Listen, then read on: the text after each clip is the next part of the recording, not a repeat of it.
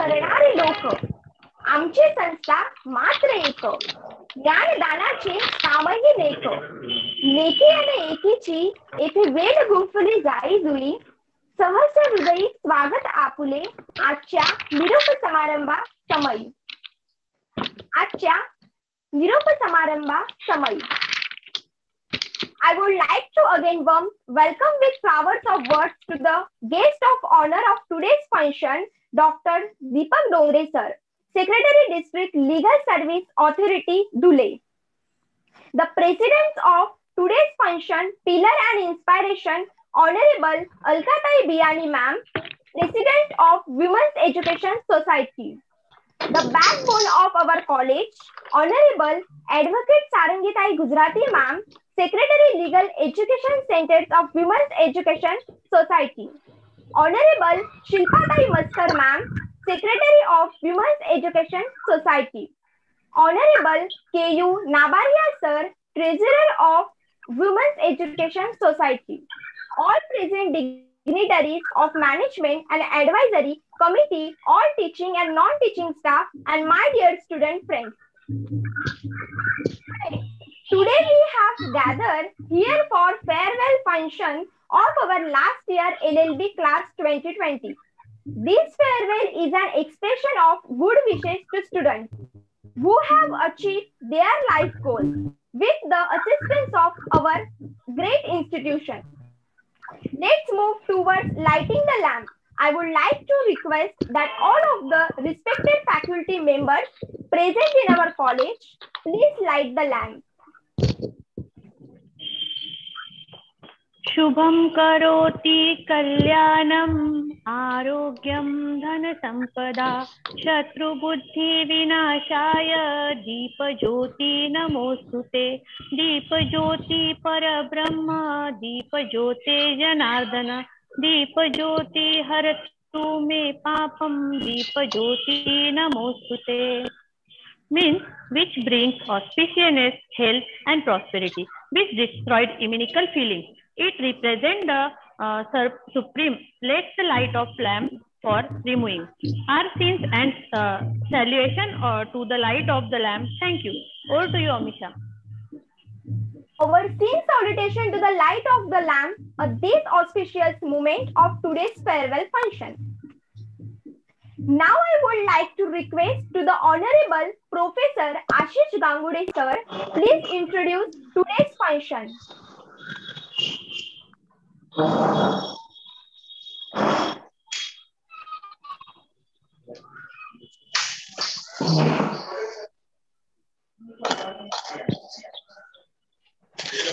Good morning to all the dignitaries of the class. Friends, it is a very really and very happy and auspicious moment for our SMBNE Law College today. First and foremost, I would like to extend a heartfelt welcome to all of you. We have been privileged to have a galaxy of very great and eminent personalities and legal luminaries for today's farewell function. Sir, our college is one of the oldest, leading and reputed educational institutions in India.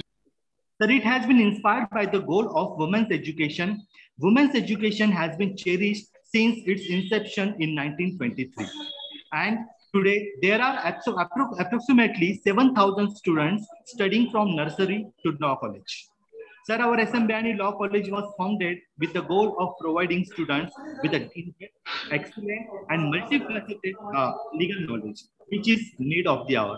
Sir, despite of the fact that our college is still in its early stages, but I would like to say thanks for the tremendous efforts of our President, Honorable Alkatai Biyani ma'am, very understanding, and like as our elder sister, Honorable Secretary Sarangi Gujarati ma'am, then all the members of the management, faculties, and the staff, and that we now have a full strength of the students. Sir, our brilliant students are achieving the success in various fields and adding the golden feathers in our cap day by day. Sir, our student twice achieved the first rank in university, 3 times continuously trophy winner of university level moot court competition, and now recently added one more feather of success while winning the state level Moot Court Competition 2020-21. So far, our 4 batches have passed out and our students are making a good remarks in a various fields. Friends, today I am overjoyed and feeling very proud that Honorable D.U. Dongre sir accepted our invitation and added another golden feather to our cap. Sir, I am confident that your valuable speech will serve as a motivation and resuscitation for our students and their future lives, as well as assist them in succeeding. Once again, I welcome sir on behalf of our SMBNE Law College today. Thank you very much. Over to you, Amisha. Thank you very much, sir. Dear friends, I know you're all eager to know more about today's chief guest, Dr. Deepak Dongre sir. So I asked Gauri Pathak to please introduce today's function chief guest. Over to you, Gauri.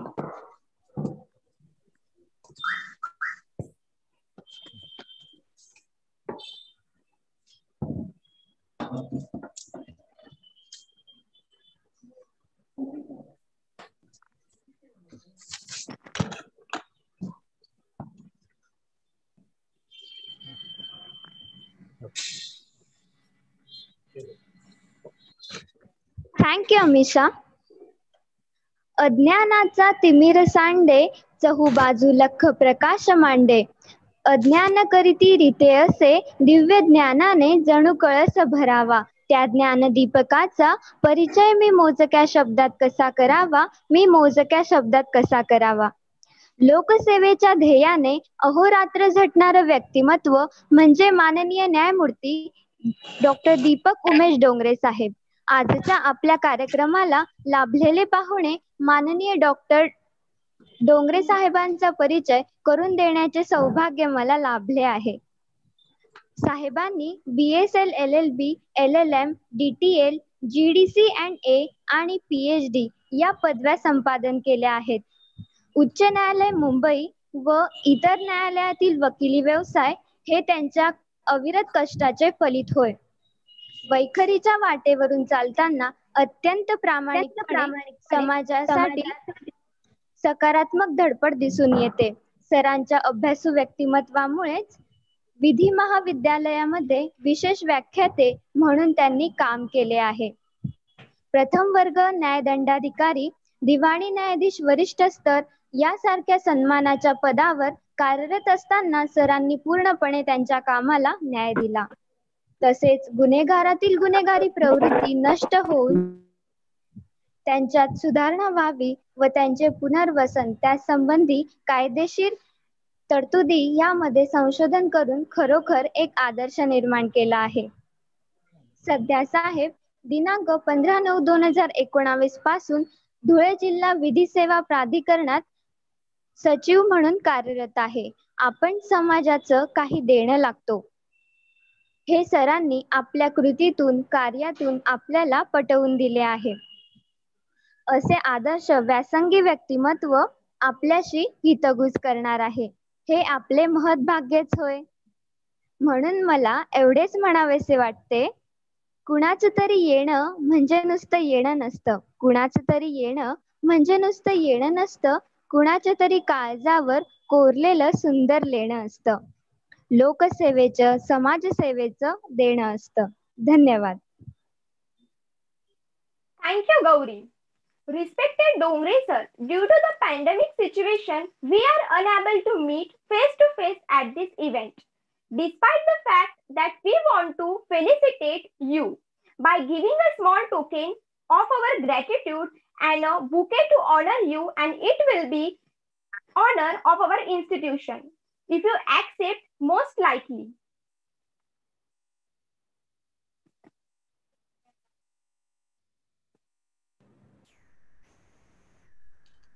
Okay, go ahead. Thank you, sir. I would like to request Honorable Dr. Kirti Patil ma'am to please announce the prizes for the bright brains of our institute. संत ज्ञानेश्वर आणि संत तुकाराम या संतांनी घालून दिलेल्या ज्ञानदानाचे पवित्र कार्य करत असलेल्या श्री शिक्षण संस्थेच्या SMB आणि विधी महाविद्यालयात ऑनलाईन फेअरवेल फंक्शन मध्ये सर्व उपस्थित मान्यवरांचं तसंच माझ्या अतिप्रिय विद्यार्थ्यांचं स्वागत आहे. सुरवंटाचे झाले पाखरू, सर्वत्र लागले भराऱ्या मारू. सुरवंटाचे झाले पाखरू, सर्वत्र लागले भराऱ्या मारू. नवे जग नव्या आशा, शोध घेण्याची जबर मनीषा. नवे जग नव्या आशा, शोध घेण्याची जबर मनीषा. याच वातावरणाने लाविले वळण, त्यावर चढलात यशाची चढण. अशा माझ्या सर्व यशस्वी विद्यार्थ्यांचं पारितोषिक वितरण ऑनलाईन समारंभ आपण आज करणार आहोत. मी विजेत्यांची नावं जाहीर करते. यशस्वी विद्यार्थ्यांचं प्रथम वर्ष LLB, प्रथम क्रमांक आहे सुहास पंढरीनाथ जगदाळे. यांना पारितोषिक देण्यात येत आहे मुख्याध्यापिका सौ मनीषा जोशी यांचेकडून स्वर्गीय कैलासवासी चंद्रकांत काशीनाथ भिसे यांचे स्मृतिप्रित्यर्थ पारितोषिक देण्यात येत आहे. प्रथम वर्ष LLB, द्वितीय क्रमांक सौ सुवर्णा खंडेराव कोठावदे, माननीय अलकाताई बियाणी यांचेकडून कैलासवासी स्वर्गीय डॉक्टर दिनेश बियाणी यांचे स्मरणार्थ पारितोषिक जाहीर करण्यात येत आहे. द्वितीय वर्ष LLB या वर्गातील प्रथम क्रमांक विजेता विद्यार्थी आहे राजेंद्र तुकाराम अहिरे. यास माननीय सौ वासंती जोशी यांचेकडून माननीय विलास जोशी पारितोषिक देण्यात येत आहे. द्वितीय वर्ष LLB, द्वितीय क्रमांक प्रतीक प्रमोद कौलस्कर या विद्यार्थ्याला माननीय ॲडव्होकेट सारंगी गुजरातींकडून माननीय ॲडव्होकेट GV गुजराती पारितोषिक व मुख्याध्यापिका सौ मनीषा जोशी यांचेकडून स्वर्गीय कैलासवासी चंद्रकांत काशीनाथ भिसे पारितोषिक देण्यात येत आहे. तृतीय वर्ष LLB मध्ये प्रथम क्रमांक मिळवलेली विद्यार्थिनी आहे रेखा लक्ष्मण सूर्यवंशी. हीच माननीय ॲडव्होकेट सारंगी गुजराती यांचेकडून माननीय ॲडव्होकेट GV गुजराती पारितोषिक देण्यात येत आहे. तृतीय वर्ष LLB, द्वितीय क्रमांकाचा विद्यार्थी आहे गणेश निंबा वाघ. यास माननीय अलकाताई बियाणी यांचेकडून कैलासवासी स्वर्गीय डॉक्टर दिनेश बियाणी यांचे स्मरणार्थ पारितोषिक देण्यात येत आहे. नंतर BA LLB प्रथम वर्ष या वर्गात प्रथम क्रमांकाने उत्तीर्ण झालेला विद्यार्थी आहे सय्यद आरिफ झाकीर हुसेन. द्वितीय क्रमांकाने उत्तीर्ण झालेली विद्यार्थिनी आहे पलक रामेश्वर प्रजापत. BA LLB द्वितीय वर्ष या वर्गात प्रथम क्रमांकाने उत्तीर्ण झालेला विद्यार्थी आहे महेश प्रभाकर कुलकर्णी. द्वितीय क्रमांकाने उत्तीर्ण झालेली विद्यार्थिनी आहे जानवी विलास पाटील.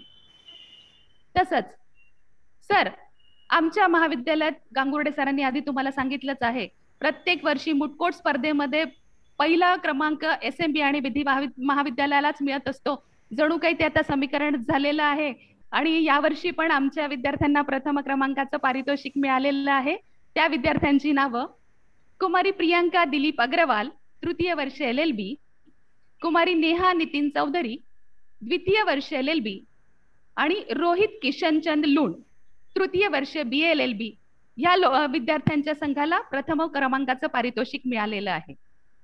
तसंच संविधान दिनाच्या निमित्ताने आम्ही महाविद्यालयातर्फे ऑनलाईन स्पर्धा आयोजित केली होती. त्यात प्रथम क्रमांकाने विजेता झालेला विद्यार्थी आहे राधाकृष्ण प्रशांत पालवे, द्वितीय वर्ष LLB. द्वितीय क्रमांकाने उत्तीर्ण झालेला विद्यार्थी आहे योगेश लोटन लोहार, द्वितीय वर्ष LLB. आणि तृतीय क्रमांकाने उत्तीर्ण झालेला विद्यार्थी आहे संदीप रवींद्र पाटील, द्वितीय वर्ष LLB. आमचे हे विद्यार्थी विधी महाविद्यालयातले इथून जे पण घेऊन जातील, जरी यशाची वाट उशिरा असली तरी विद्यार्थ्यांनी प्रयत्न सोडायचा नाहीये. अशा सर्व यशस्वी विद्यार्थ्यांचं मी संस्थेतर्फे, महाविद्यालयातर्फे, आमच्या सगळ्या स्टाफ तर्फे अगदी मनापासून अभिनंदन करते. जाता जाता दोन ओळी त्यांच्यासाठी सांगते, कारण वकील हे प्रोफेशन असं आहे की ज्याला उशीर लागतो सेटल व्हायला असं म्हणतात. वेळ घेणारा प्रोफेशन आहे. म्हणून ध्येय दूर आहे म्हणून रस्ता सोडू नका. ध्येय दूर आहे म्हणून रस्ता सोडू नका. स्वप्न मनात धरलेलं कधीही तोडू नका. पावलोपावली येतील कठीण प्रसंग. फक्त ध्येय पूर्ण होईपर्यंत हार मानू नका. ध्येय पूर्ण होईपर्यंत हार मानू नका. मेहनतीशिवाय पर्याय नाही. अशा सगळ्या माझ्या विद्यार्थ्यांना मी मनपूर्वक शुभेच्छा देते त्यांच्या भविष्यासाठी. धन्यवाद. Thank you very much, ma'am. Now I like to welcome a very young and dynamic personality, because success at every event of our college impossible without the assistance of a very caring and loving person. So Advocate Sarangitai Gujrati ma'am, please express few words of best wishes to the students. Thank you, Amisha. Honorable Dr. D.U. Dongre sir, President of Sri Shikshan Samstha, Manani Alkatai Biyani, our members, management members, faculties, and all dear students. Sir, I am very happy to welcome you, because for the second time you are going to address our students. We are really privileged. आम्ही आम्हाला स्वतःला खरंच भाग्यवान समजतो की आपण परत आमच्याकडे आलात आणि असं सतत येत राहा. आमच्या विद्यार्थ्यांना आपले मौलिक मार्गदर्शन लाभावे ही पुनश्च आपल्याला स्वागत करताना विनंतीही करते. मागून घेतलं थोडस आमच्या मुलांसाठी सर.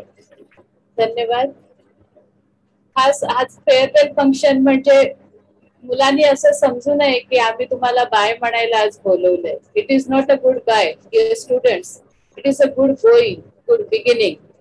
कारण आपण एक नवीन विश्वात पाय रोवणार आहात, वकिली क्षेत्रात जाणार आहात आणि त्यासाठी आपल्याला भरभरून मनपूर्वक अशा शुभेच्छा देते.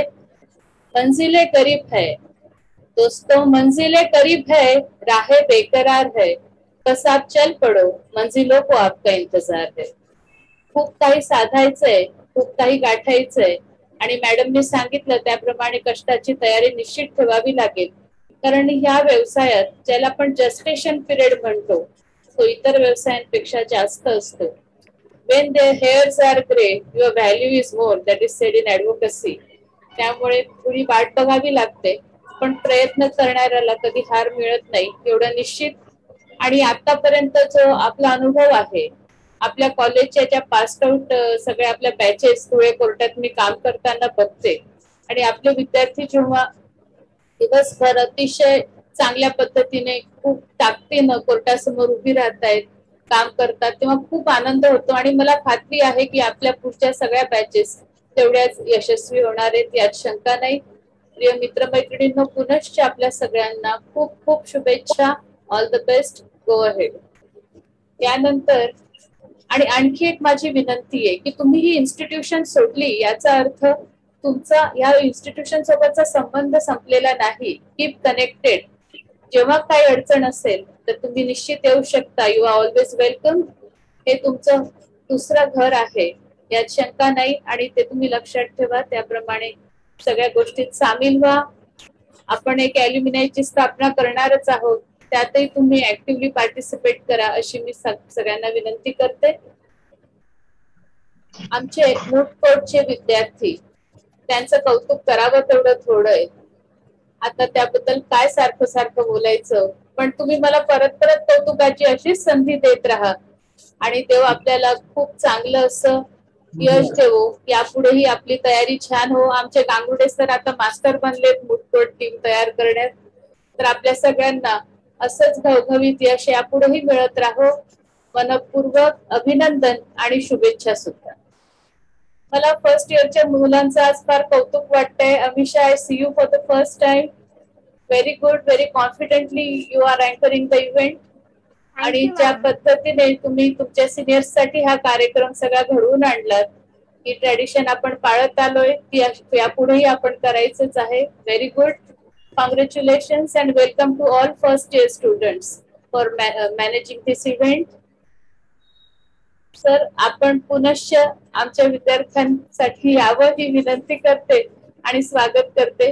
कारण मला एक आठवण सांगते, जेव्हा पहिल्यांदा अपियर्स झाले आपल्यासोबत, you just join Dhule court.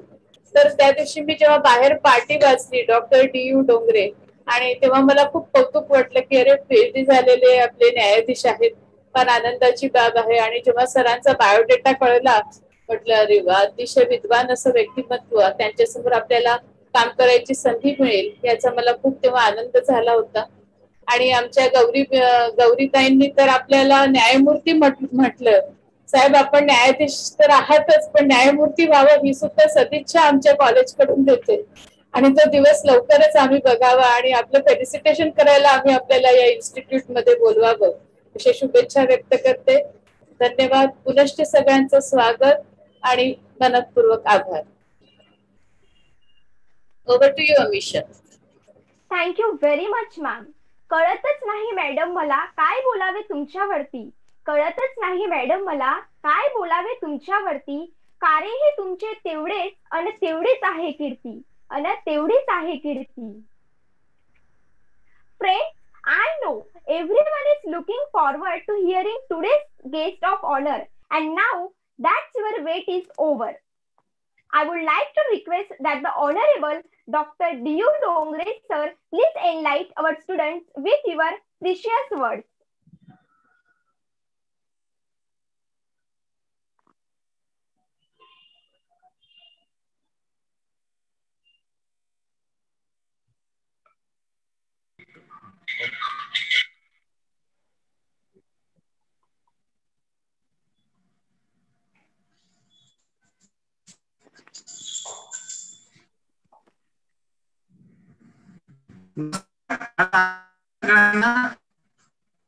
Amisha, are you hearing me?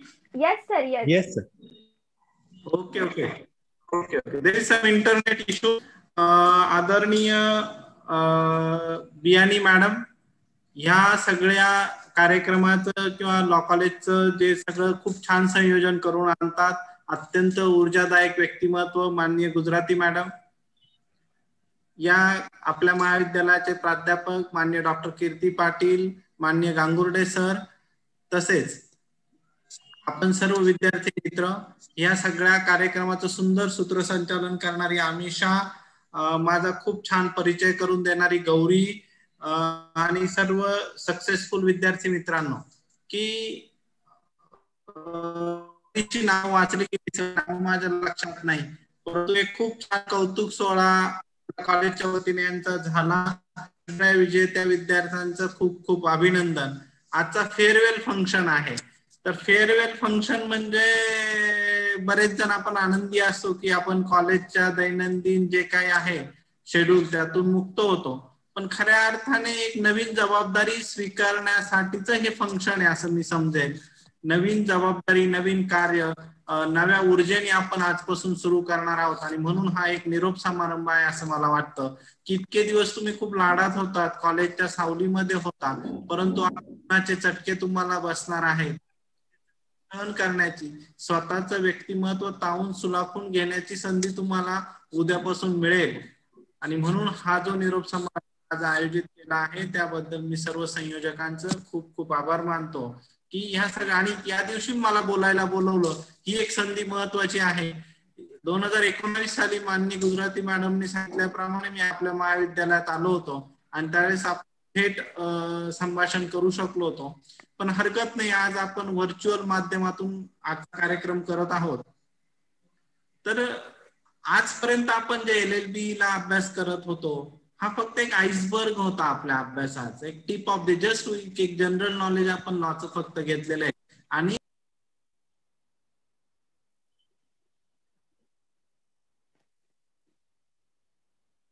Sir आवाज गेला. हॅलो,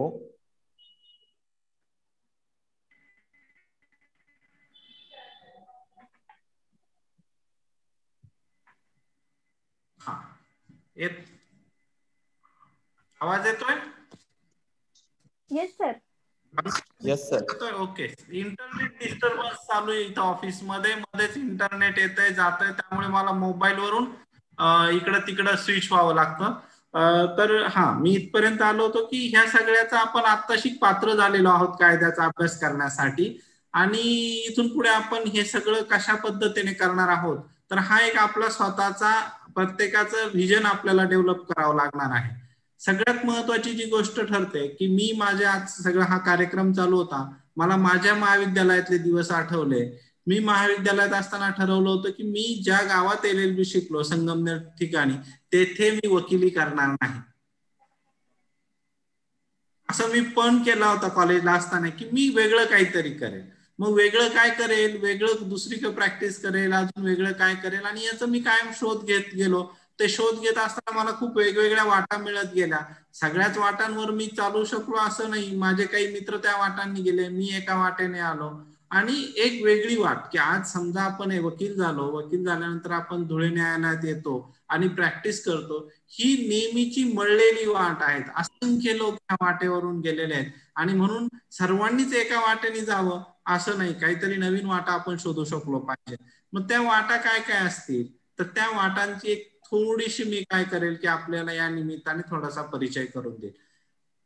अनेक वर्षांपासून न्यायव्यवस्था अस्तित्वात आहे आणि ती न्यायव्यवस्था अस्तित्वात असताना एक ठरलेली कोर्ट प्रॅक्टिस आहे. LLB झालं म्हणजे वकील झालं, वकील झालं म्हणजे कोर्टात जाणं, ही एक परंपरागत पद्धत होती. औद्योगिकरण झालं, जागतिकीकरण झालं आणि ह्या जागतिकीकरणाचे पडसाद जसे वेगवेगळ्या याच्यावर उमटले तसे ते कशावर आपल्या लॉ प्रोफेशनवर पण उमटले. मग लॉचं प्रोफेशन पूर्ण बदललं गेल्या 5 वर्षामध्ये. कॉर्पोरेट लॉचं जे पण नवीन प्रोफेशन उदयाला आलं ते आपल्यापेक्षा खूप वेगळं आलं. आणि मग ते कशा पद्धतीने आहे, त्याच्या संधी काय आहेत, तर ह्या सगळ्या गोष्टी आता आपण पाहणार आहोत. त्यापूर्वी मी एक माझी ही जी आहे पॉवर पॉइंट प्रेझेंटेशन आपल्याला शेअर करतो. काही क्षण त्यासाठी वेळ लागेल मला. कृपया माझी जी स्क्रीन डिसेबल केलेली आहे ती इनेबल करा. गांगुर्डे सर. जी.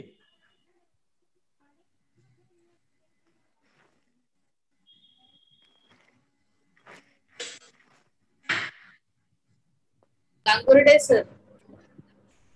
सरांची नाही अजून.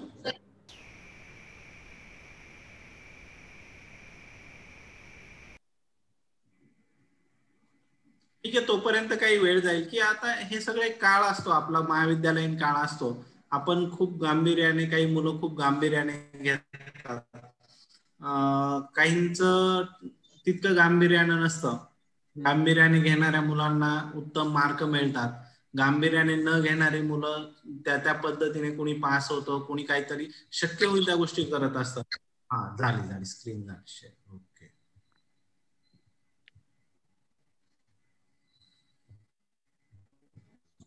ओके सर, झाली स्क्रीन.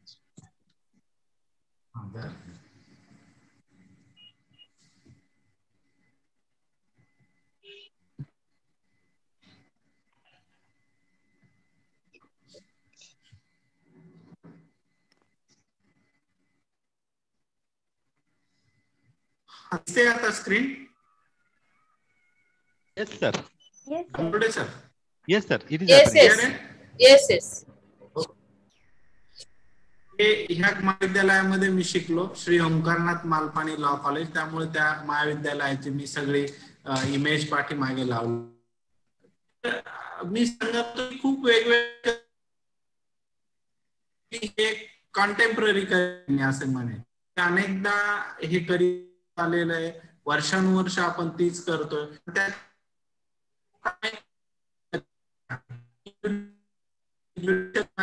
फर्स्ट क्लास एंट्री लेवलचं 27,700 या बेसिक पगारावर आहे. त्याची ग्रॉस सॅलरी ही 17,000 आसपास जाते. एंट्री लेवलला जज म्हणून आला तर आज त्याची मिनिमम सॅलरी 17,000 रुपयापासून सुरुवात होते. 3 वर्षाचा एक्सपिरियन्स पाहिजे किंवा तुमचं वय 25 पेक्षा कमी असेल आणि तुम्हाला फर्स्ट क्लास असेल तर तुम्ही डायरेक्ट टाका.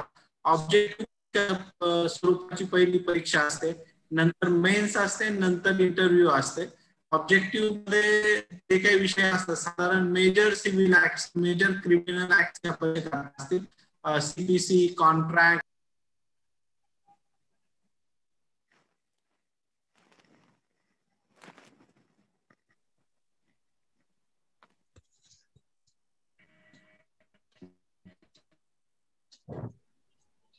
वॉइस ऑडिओबल नाही सर. आपण ऑडिबल नाही आहेत. हॅलो, एक मिनिट. आता आवाज येतोय? हो सर. Yes sir. येतोय. ओके. नेटवर्क डिस्टर्बन्स खूप आहे इथे, त्यामुळे ते मध्येच डिस्कनेक्ट होतं, पुन्हा लॉग इन करावं लागतं, असा इश्यू झालाय. स्क्रीन होते शेअर की नाही होते? हॅलो. हा, शेअर स्क्रीन शेअर नाही झालेली ना? नाही सर. नाही सर, नाही sir. Okay, it is started sir, screen sharing.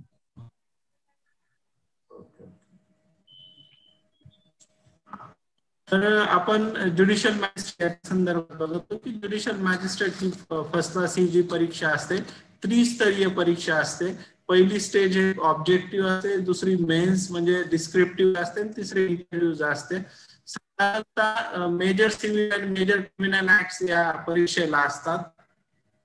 Law कॉलेजमध्ये आपला अकॅडमिकली अभ्यास जर चांगला असेल तर परीक्षा व्हायला आपल्याला फार काही त्रास होत नाही. त्यानंतर दुसरी इक्वॅलंट परीक्षा जी असते असिस्टंट चॅरिटी कमिशनर म्हणून पोस्ट असतात. डिस्ट्रिक्टच्या ठिकाणी एक साधारण 1 किंवा 2 जी डिस्ट्रिक्टची कॅपॅसिटी त्याप्रमाणे असिस्टंट चॅरिटी कमिशनरची नियुक्ती होते. साधारण सारख्या स्वरूपाची परीक्षा असते. ही सुद्धा पद खूप चांगला आहे असिस्टंट चॅरिटी कमिशनर. सगळ्या चॅरिटेबल इन्स्टिट्यूटचे जे डिस्प्यूट असतील, रजिस्ट्रेशन असेल, इन्स्पेक्शन असेल तर त्या ह्या अधिकाऱ्यांकडून होतं. लेबर जज म्हणून काही डायरेक्ट रिक्रुटमेंट होतात. या काळात लेबर कोर्टची संख्या कमी होते, परंतु फॅमिली कोर्ट्स जे आहेत ते खूप मोठ्या प्रमाणात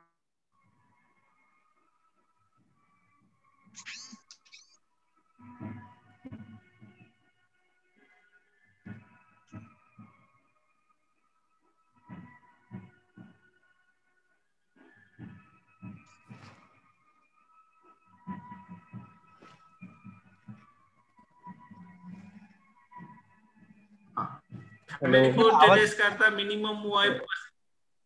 आवाज नाही येत आहे. हा सर, पुन्हा ब्रेक झाला होता आवाज.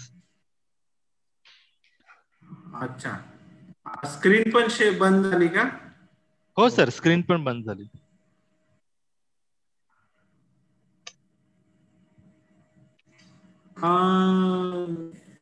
तुमचं नेट व्यवस्थित चालू आहे सर तुमचं कॉलेज मधलं? हो हो हो सर, हो सर. एक काम करतो मी, 10 मिनिटात कॉलेजमध्ये येतो तिथून लॉग इन करतो, कारण इश्यू असा होतो इथे काहीतरी BSNL चे इश्यू आहेत, ते डिस्टर्बन्स होत राहत आहे. एक 10 मिनिटं मुलांना फक्त होल्ड करा, 10 मिनिटात मी कॉलेज. ओके ओके सर, चालेल. चालेल का? काही इश्यू आहे? कारण मला स्क्रीन शेअर करायची, मोबाईलवरून स्क्रीन नाही शेअर होते.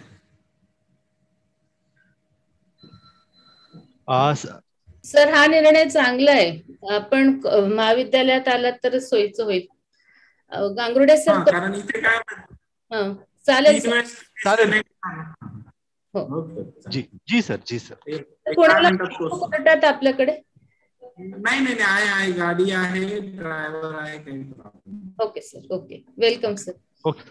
गांगुर्डे सर, तोपर्यंत मुलांसाठी आपल्याला एखाद्या विषयाबद्दल काय तुम्ही मूड कोर्टचं सांगत असाल तर सांगा जरा. तोपर्यंत आपण काहीतरी मौलिक दिलं पाहिजे. Over to you Gangurde sir.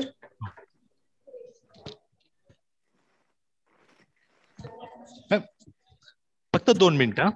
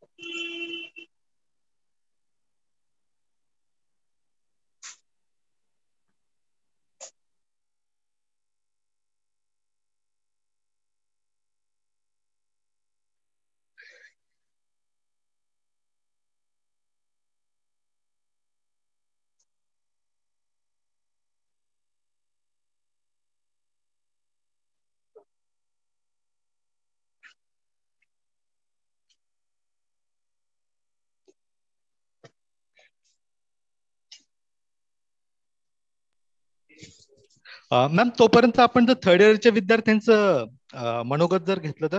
Gangurde sir. जी सर. मी स्टँड बाय रचना केली, बघूया किती वर्क होते, मग ठरते 5 मिनिटं पाहू कितपत वर्क होत आहे, आणि जर ती झाली तर मग काही गरज नाही पडणार. Okay okay sir. Okay sir.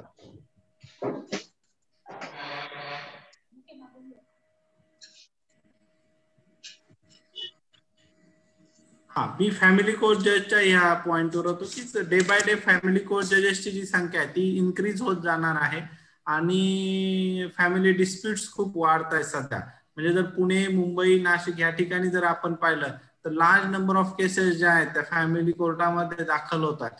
तर सो याची जी रिक्रुटमेंट राहील भविष्यामध्ये ती मोठ्या प्रमाणात वाढेल. मिनिमम एज 35 फॅमिली कोर्टासाठी. त्यानंतर असते डिस्ट्रिक्ट जज ही पोस्ट. डिस्ट्रिक्ट जज साठी देखील आपलं वय किमान 35 वर्ष लागतं. एक्सपिरियन्स हा मिनिमम 7 इयर्स प्रॅक्टिसिंग एक्सपिरियन्स पाहिजे. अत्यंत आपण म्हणतो सन्मानाचं पद आहे. जी डायरेक्ट डिस्ट्रिक्ट जज म्हणून जी लोक रिक्रूट होतात ती लोक बहुतांश करून माननीय उच्च न्यायालयाचे न्यायमूर्ती म्हणून कार्य करू शकतात. आपण बघत होतो की ज्युडिशियल करिअर हे एक खूप उत्तम ऑप्शन आपल्या विद्यार्थ्यांसाठी आहे. साधारणतः स्पीडी डिस्पोजल हा ही एक कन्सेप्ट आता आपण खूप काम करतो आहोत या दृष्टीने. तर भविष्यात देखील दरवर्षी ज्युडिशियल मॅजिस्ट्रेटच्या 100 व्हॅकन्सीज जे काढायचं सुप्रीम कोर्टाचं जे धोरण आहे तर ते असंच इम्प्लिमेंट होत राहील. गेल्या 10 वर्षापासून मिनिमम 100 व्हॅकन्सीज पर इयर काढल्या जात आहेत, एक्सेप्ट फक्त या वर्षीची प्रोसेस पूर्ण व्हायची आहे, पण ती देखील पूर्ण प्रोसेस होईल. तर ह्या पद्धतीने एक मोठ्या प्रमाणात वॅकन्सी ही ज्युडिशरीमध्ये आपल्याला दिसते. म्हणून आपण सगळे जे काही विद्यार्थी आहोत, आपण आता LLB कम्प्लीट झालेले आहे, आपण जर आतापासून प्रॅक्टिस केली आणि आपण जर 3 वर्ष प्रॅक्टिस करत असताना जर व्यवस्थित अभ्यास केला तर आपण त्याच्यासाठी काय होऊ शकतो, 3 वर्षानंतर इलिजिबल होतील. आपल्यापैकी काही असे असतील की ज्यांचं वय 25 पेक्षा कमी आहे, तिथं थेट परीक्षेला बसू शकतील. त्यांनी थोडासा अभ्यास सिन्सिअरली केला, लॉचा स्टडी चांगल्या पद्धतीने केला तर त्यांना नक्की यश मिळू शकतं. हे देखील मी म्हणेल की कॉन्टेम्पररीज करिअर आहे. हे एक नवीन करिअर म्हणता येईल गव्हर्नमेंट लॉ ऑफिसर्स, की गव्हर्नमेंटचे जेवढे पण डिपार्टमेंट्स आहेत त्या सगळ्या डिपार्टमेंट्सला लॉ डिपार्टमेंट असतं किंवा लॉ सेक्शन असतं आणि त्यासाठी त्यांना लॉ ऑफिसर्स असतात. सगळ्यात महत्वाचं त्याचं जर उदाहरण आपण डिपार्टमेंट पासून घेऊ की ज्याला आपण सरकारी वकील म्हणतो. असिस्टंट पब्लिक प्रॉसिक्युटर ही क्लास 1 पोस्ट असते सरकारी वकिलांची. त्यासाठी 5 इयर्स प्रॅक्टिसिंग एक्सपिरियन्स लागतो आपल्याला. सेशन्स कोर्टामध्ये केस चालवण्यासाठी असिस्टंट गव्हर्नमेंट लीडर असतात. हायकोर्टामध्ये केस चालवण्यासाठी देखील असिस्टंट गव्हर्नमेंट लीडर्स असतात. त्यानंतर सेंट्रल गव्हर्नमेंट आणि स्टेट गव्हर्नमेंटचं लॉ अँड ज्युडिशरी डिपार्टमेंट असतं. तर लॉ अँड ज्युडिशरी डिपार्टमेंटमध्ये तिथं under secretary, deputy secretary, desk officer अशी खूप पदं असतात, लिगल असिस्टंट. त्यानंतर गव्हर्नमेंट कंपनीज आहेत, म्हणजे महावितरण असेल, महाजनरेशन असेल, म्हाडा असेल, बॉम्बे म्युनिसिपल कॉर्पोरेशन असेल, बॉम्बे पोर्ट ट्रस्ट असेल, HPCL असेल, ONGC असेल, इतक्या गव्हर्नमेंट कंपनीज आहेत की ह्या सगळ्या गव्हर्नमेंट कंपनीज मध्ये लॉ ऑफिसर असतात. जिल्हा परिषदला लॉ ऑफिसर लागतात, कलेक्टर ऑफिसला लॉ ऑफिसर असतात, पोलीस डिपार्टमेंटला सुद्धा आता लॉ ऑफिसर नेमले जातात. तर जिथे जिथे आता इथून पुढच्या काळामध्ये ह्या पोझिशन्स वाढणार आहेत, म्हणजे आज जिथे लॉ ऑफिसर आहेत तिथे अजून काही लॉ ऑफिसर्सची संख्या वाढवावी लागेल, कारण इतकं लिटिगेशन सध्या चालू आहे. म्हणून ह्या पर्यायासाठी काय अडचणी अशा आहेत, म्हणजे क्वालिफिकेशन असं असतं की असिस्टंट पब्लिक प्रॉसिक्युटरला सगळ्यात जास्त एक्सपिरियन्स लागतो, 5 इयर्स प्रॅक्टिसिंग एक्सपिरियन्स. परंतु तुम्ही जर हे महावितरणच्या लॉ ऑफिसरला घेतलं तर तिथे 1 वर्षाचा प्रॅक्टिसिंग एक्सपिरियन्स लागतो. BMC साठी वेगळा साठी वेगळा आहे. BPCL यांच्या जाहिराती येत असतात एम्प्लॉयमेंट न्यूजला किंवा बाकी न्यूज पेपर्सला, आणि त्या जाहिरातींवर आपण लक्ष ठेवणं आवश्यक आहे. त्या जाहिरातींवर आपण लक्ष ठेवणं आवश्यक आहे. आणि त्यांची सिस्टीम असते रिक्रुटमेंट सिस्टीम. तर रिक्रुटमेंट सिस्टीम ही बेसिकली सगळ्यांची सुरुवातीला एक ऑब्जेक्टिव्ह परीक्षा घेतली जाते आणि त्यानंतर थेट मुलाखत होऊन यांचे रिक्रुटमेंट होतात. कॉर्पोरेट सेक्टर्स, की मी मगाशी पण ह्या सेक्टरचा उल्लेख करत होतो की खूप मल्टीनॅशनल कंपन्या जात आपल्याकडे आहेत. ह्या सगळ्या कंपन्यांकरता लीगल मॅनेजर लागतात, लेबर ऑफिसर लागतात, त्याच्यानंतर HR मॅनेजर लागतात, कंपनी सेक्रेटरी लागतात. तर हे एक मोठं क्षेत्र आहे की जिथं खूप खूप स्कोप आहे. परंतु आपण काय करतो की धुळे सोडायला आपल्यातले खूप लोक तयार नसतात. जे काही करायचं असतं ते आपली मानसिकता असते की आपलं गाव सोडायचं नाही. आणि जोपर्यंत आपण ही मानसिकता सोडत नाही, धुळ्यामध्ये अशा मल्टीनॅशनल कंपन्या येणार नाहीत की आपण इथे काम करू. ह्या सेक्टरचा ज्यावेळेस आपण विचार करू त्यावेळेस आपल्याला निश्चितच मुंबई, चेन्नई, कलकत्ता, दिल्ली या शहरांचा विचार करावा लागतो, जिथं कंपन्यांची कॉर्पोरेट ऑफिसेस आहेत. आणि तिथेच आपण काय करू शकतो की ह्या साधारणतः एंट्री लेवलला जर तुम्ही कंपनीमध्ये लॉ ऑफिसर म्हणून काम करायला सुरुवात केली तर 25,000 पासून 5 लाख रुपयापर्यंतची ही रेंज आहे. माझे काही मित्र जे माझ्याबरोबर मुंबईमध्ये प्रॅक्टिस करत होते तर त्यांनी हा ऑप्शन निवडला. पैकी काही जणांना आज 1 लाख 2 लाख रुपये पर मंथ सॅलरी आहे. म्हणजे एक खूप चांगलं लक्झरियस करिअर आहे. पण त्या करिअरसाठी तिथे आवश्यक असणाऱ्या ज्या गोष्टी आहेत त्या आपल्याला शिकून घ्याव्या लागतील. बँक सेक्टर एक महत्वाचा सेक्टर आहे की मेजर लॉचा एम्प्लॉयर असेल तर तो बँक सेक्टर आहे. प्रायव्हेट बँक्स आणि नॅशनलाइज बँक किंवा कॉर्पोरेट बँक्स या सगळ्यांमध्येही काय होतं की बँक लॉ ऑफिसर लागतात. IBPS ही संस्था आपण ऐकलेली असेल, बँकांची एक्झाम घेणारी आणि निवड करणारी बँक ऑफिसरची ही संस्था आहे. या संस्थेमार्फत स्पेशालिस्ट ऑफिसरची नेमणूक होते.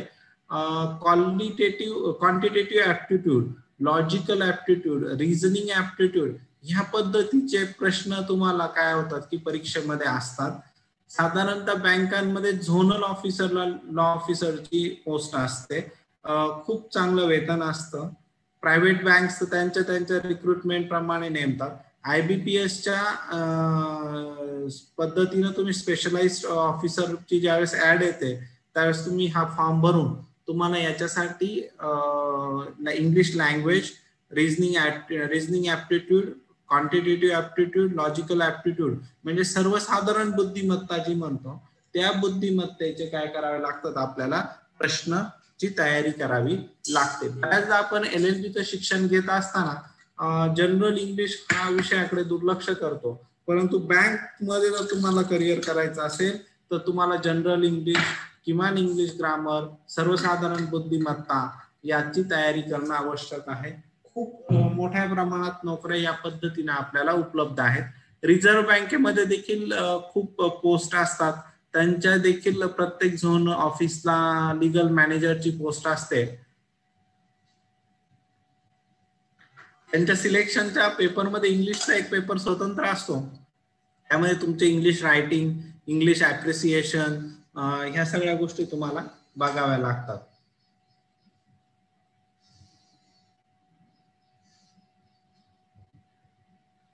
एक इंडियन आर्मी रिक्रुटमेंट असं म्हणजे मोठा रिक्रुटमेंट आपल्या भारतातला इंडियन रेल्वे नंतरचा रिक्रुट कोण असेल तर इंडियन आर्मी असते. इंडियन आर्मी मध्ये एक शॉर्ट सर्व्हिस कमिशन आहे ते लॉ साठी आणि त्याच्यामध्ये पोस्ट जज ऍडव्होकेट जनरल म्हणजे जे काही त्यांच्या इंटरनल प्रोसिडिंग्स चालतात त्या प्रोसिडिंग साठी जज पण आणि ऍडव्होकेट जनरल म्हणून पण अशी पदं असतात. याच्यासाठी मिनिमम 55 मार्क्स लागतात LLB करता.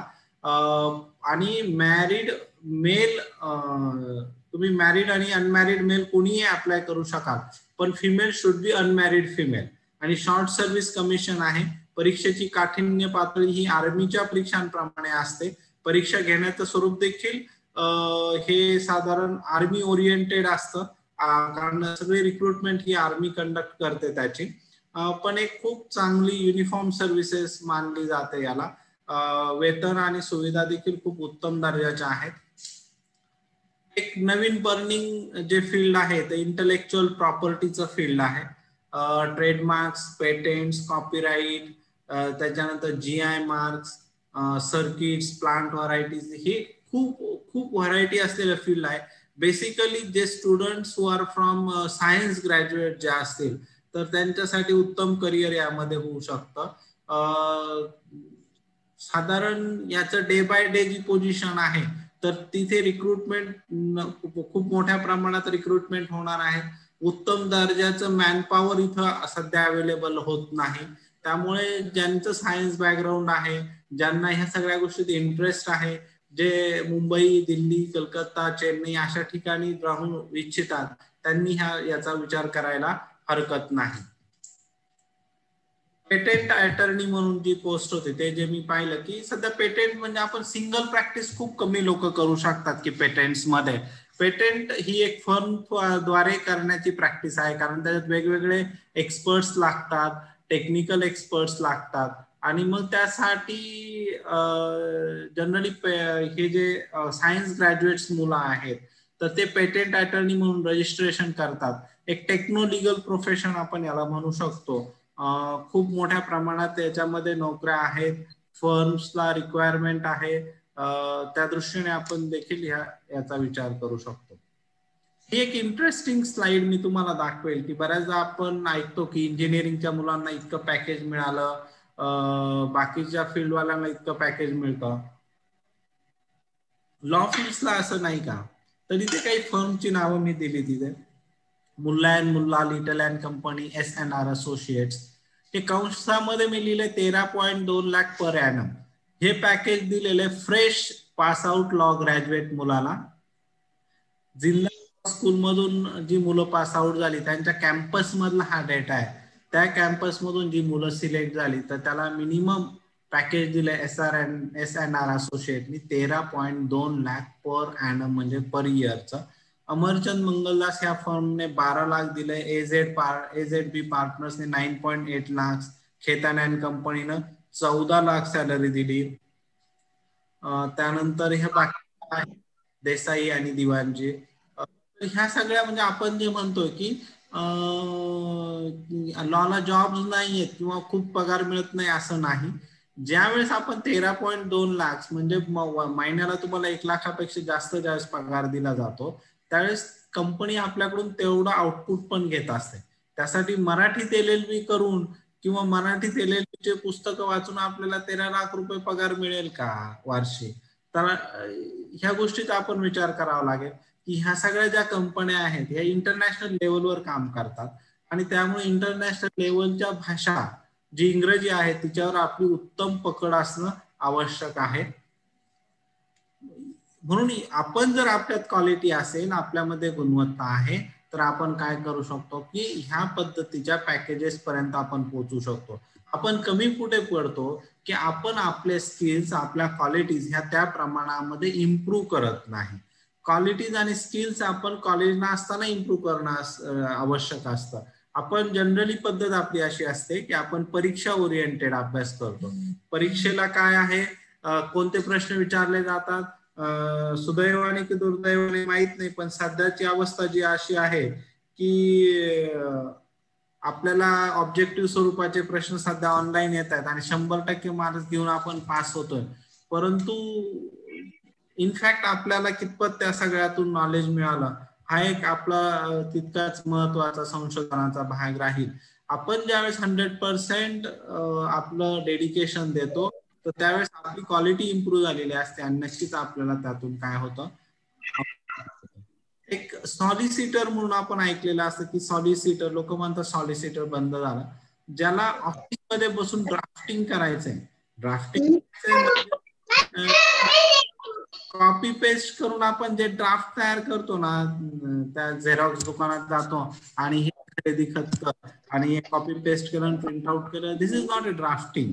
ड्राफ्टिंग हे खूप मोठी गोष्ट असते. म्हणजे फार उदाहरण द्यायची झाली तर गव्हर्नमेंटचे कॉन्ट्रॅक्ट्स होतात वेगवेगळ्या देशांबरोबर, कंपन्यांचे मोठमोठे कॉन्ट्रॅक्ट्स होतात, अमलगमेशन होतं मोठमोठ्या मल्टीनॅशनल कंपन्यांचं. म्हणजे व्होडाफोन आणि आयडियाचं मर्जर झालं तर ते मर्जरचं कॉन्ट्रॅक्ट किती मोठं असेल, किती गोष्टी असतील त्याच्यामध्ये. तर अशी जी कॉन्ट्रॅक्ट असतात हे ड्राफ्ट करणं असतं, तर हे काम सॉलिसिटर्स करतात. किंवा हे जे फिल्म लाईन मध्ये जे हिरोज काम करतात त्यांचे आणि प्रोड्युसरचे कॉन्ट्रॅक्ट असतील, म्युझिक कंपनीचे कॉन्ट्रॅक्ट असतील, तर हे इतकं मोठं काम आहे तर हे सॉलिसिटर्स फर्म्स कडे जातं.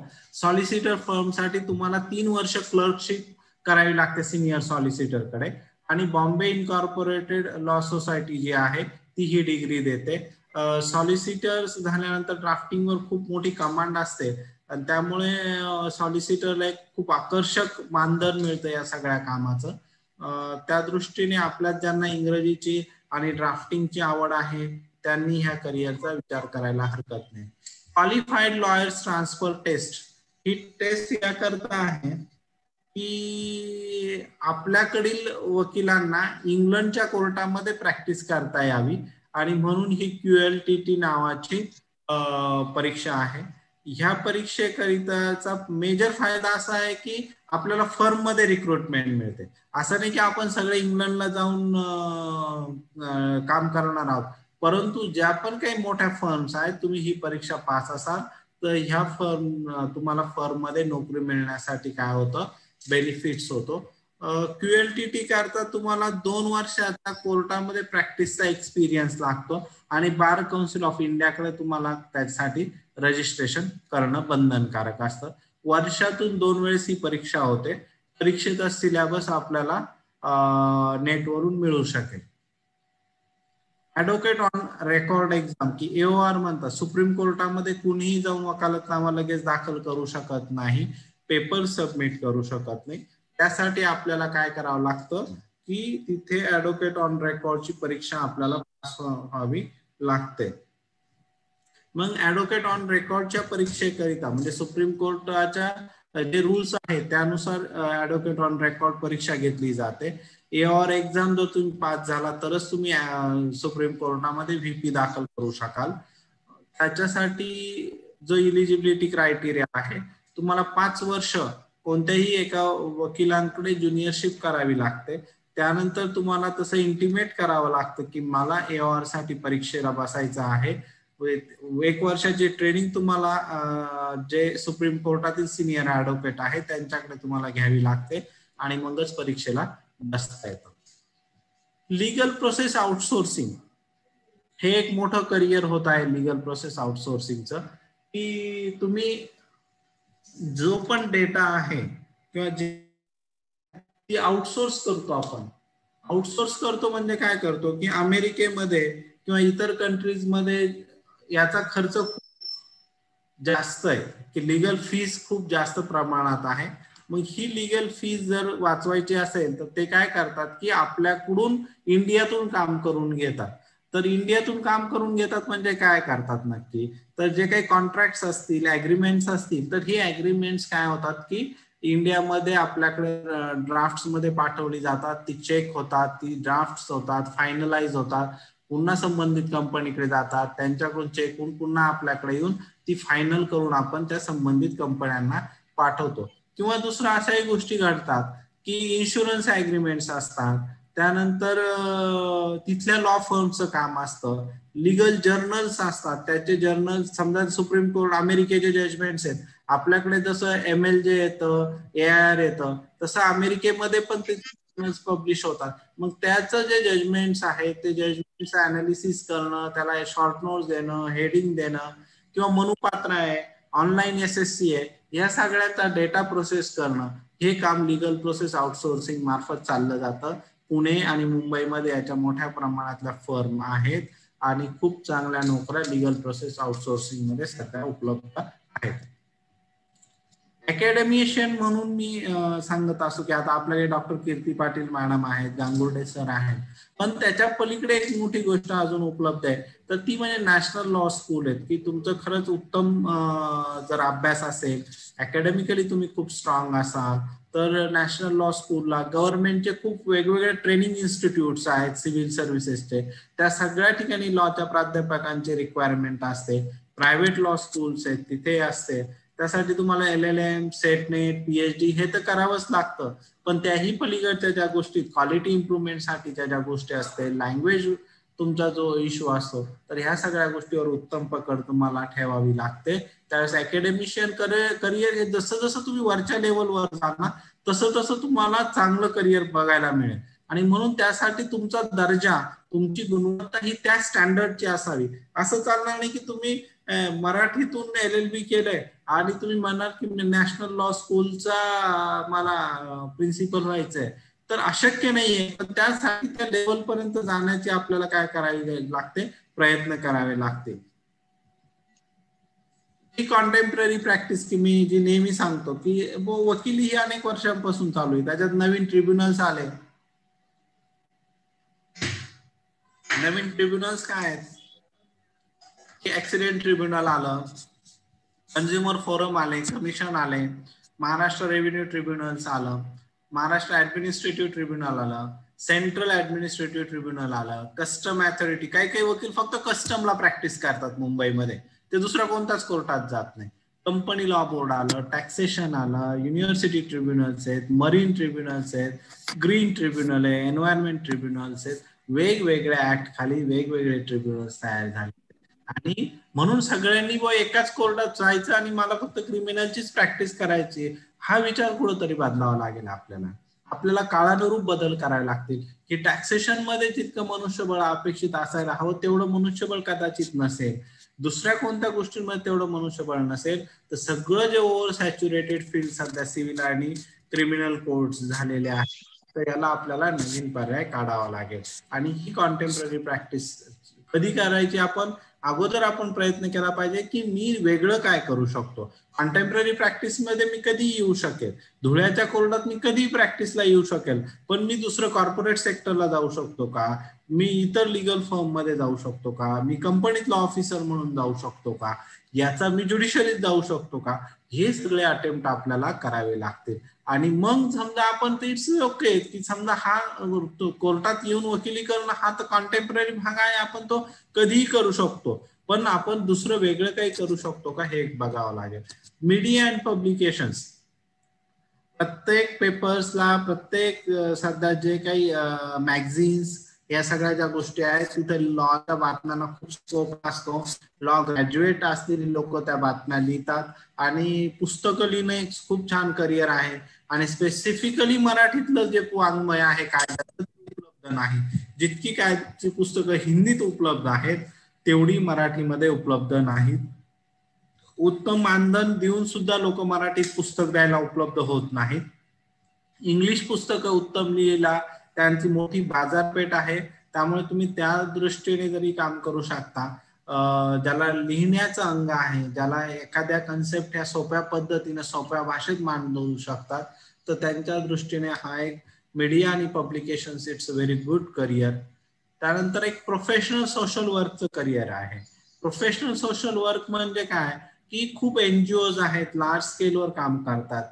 मग ॲम्नेस्टी इंटरनॅशनल असेल, युनिसेफ असेल, ILO असेल, हे इंटरनॅशनल लेवलच्या एनजीओज आहेत. त्यांना गुड किंवा एक्सलंट क्वालिटीचे ह्युमन रिसोर्सेस लागतात, ज्यांना लॉ मध्ये चांगलं ज्ञान आहे, जे ह्युमन राईट्स रिलेटेड काम करू शकतात, वुमेन राईट्स रिलेटेड काम करू शकतील, इलिसिट ट्रॅफिक वर काम करू शकतील.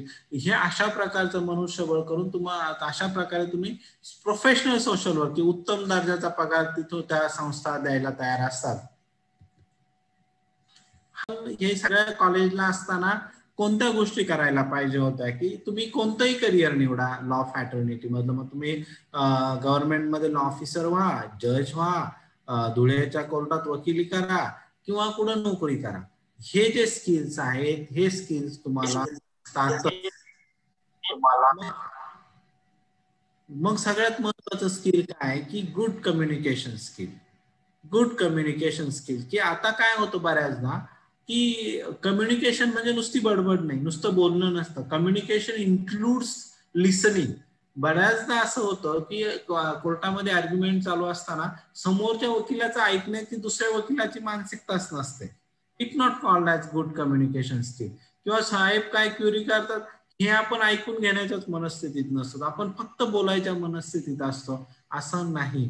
तर गुड कम्युनिकेशन स्किल म्हणजे समोरचा काय बोलतो, तो तसं का बोलतो आणि तो ह्याच वेळेस का बोलतो, या सगळ्या गोष्टी आपल्याला म्हणजे बोलण्यासोबत अगोदर ऐकून घेण्याचं स्किल जे असतं तर ते आणि बोलणं हे जर व्यवस्थित झालं म्हणजे कन्सेंट या शब्दाची जी डेफिनेशन आहे की 2 or more persons agree on the same thing in the same sense, तर सेम थिंग आणि सेम सेन्स बऱ्याचदा होत नसतं.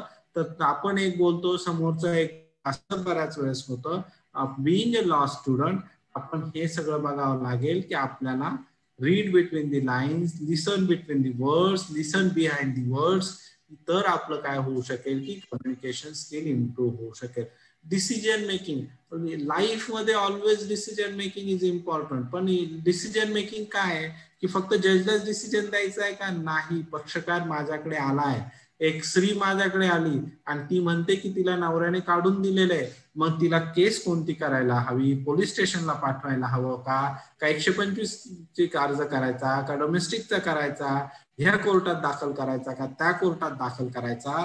या प्रत्येक पॉइंटवर आपण being a law student, being a advocate, आपण काय करत असतो? We are taking a decision. मग ही डिसिजन मेकिंग बऱ्याचदा नसते आणि मग तो पक्षकार आपल्याकडं महिनोनी महिने येत राहतो आणि आपण काय करत नाही, त्याचा अर्ज, त्याचा दावा तयार करून दाखल करू शकत नाही. बऱ्याचदा असं होतं की इंजंक्शनचा दावा करू की वाटपाचा दावा करू, वी ऑलवेज कन्फ्युज्ड आणि मग आपण डिसिजन पर्यंत पोहोचत नाही आणि मग केस लवकर काही दाखल होत नाही.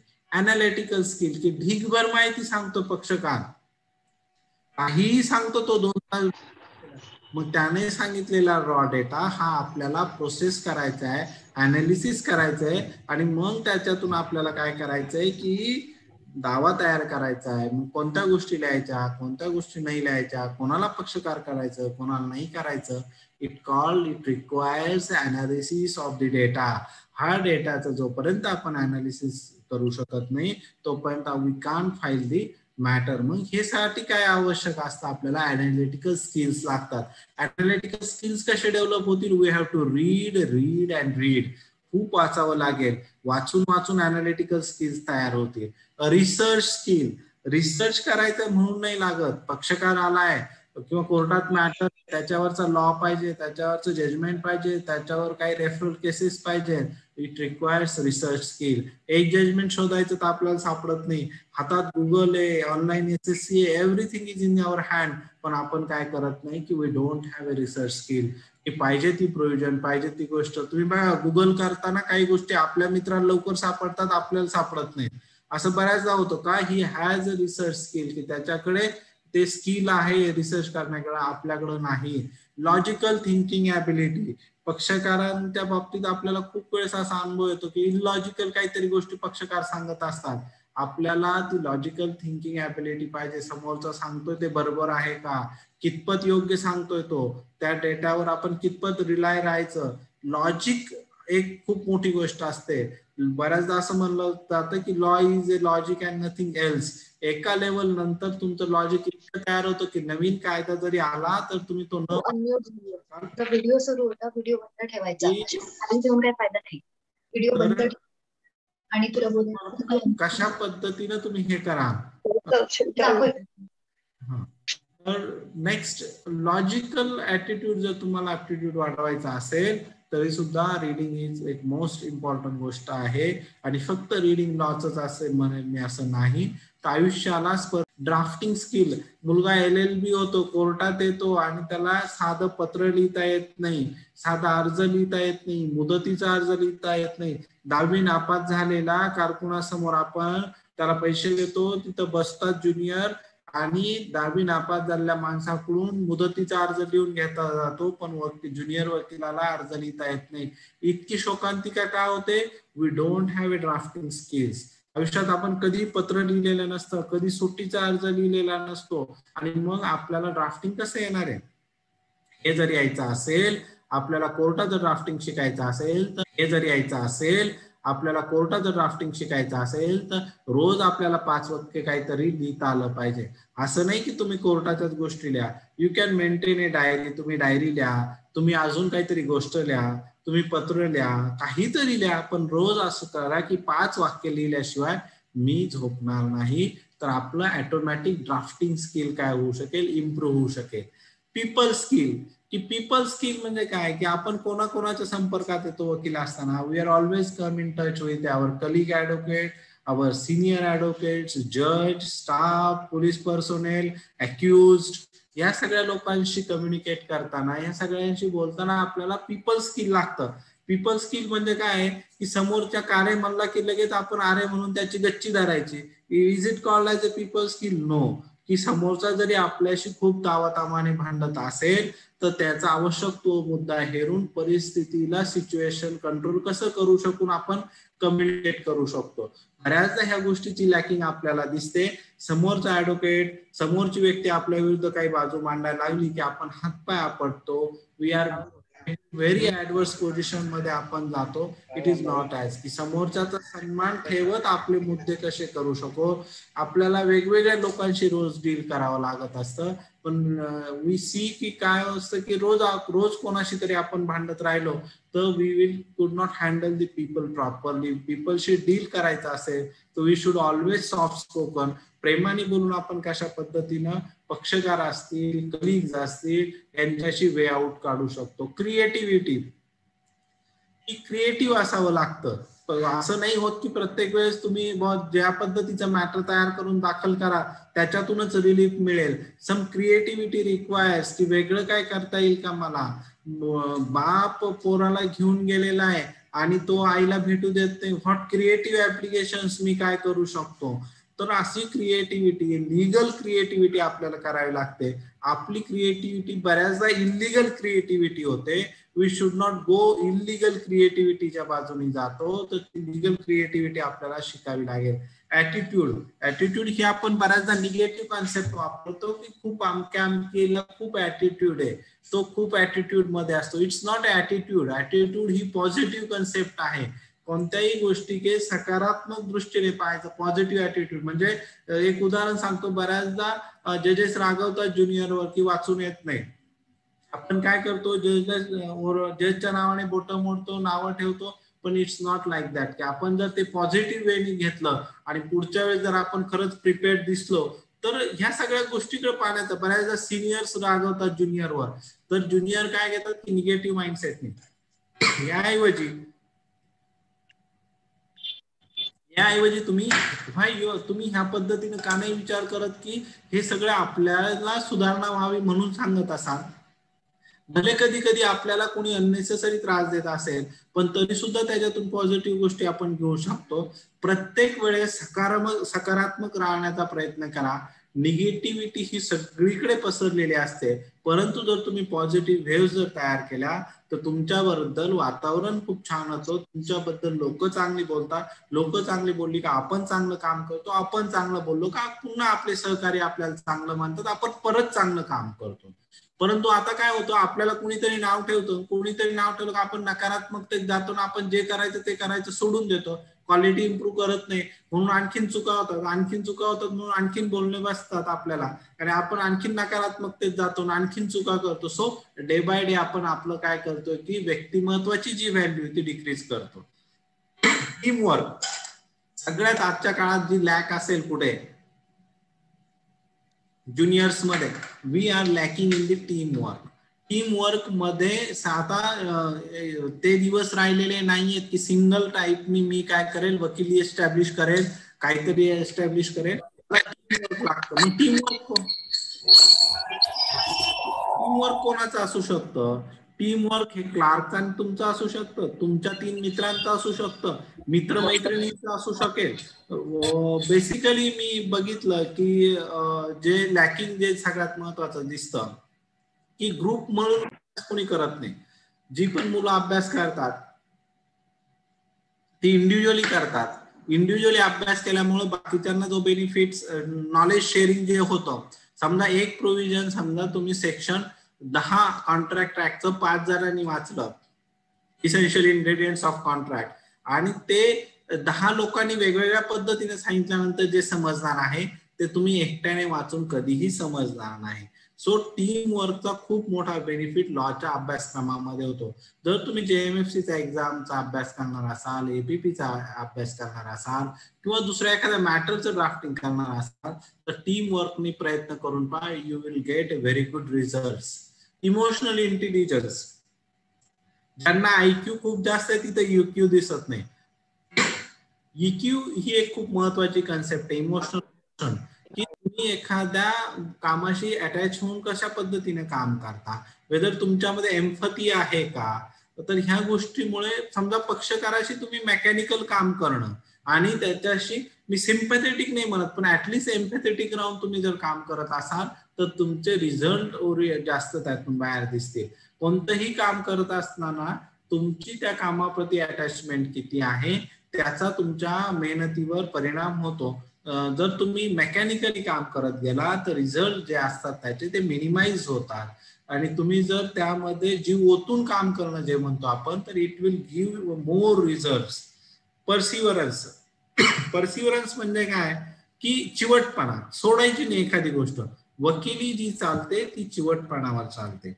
प्रचंड चिवटपणे म्हणजे दावा दाखल करताना तो लागतो, मग मनाई हुकमाच्या अर्जात तितक्याच पेशाने आर्ग्युमेंट करताना लागतं, मध्ये इंटरव्ह्यू ऍप्लिकेशन देतानाही तितकंच आपण हे पाहिजे. त्या मॅटरच्या एक्झिक्युशन पर्यंत जाईपर्यंत 20 वर्ष होतात.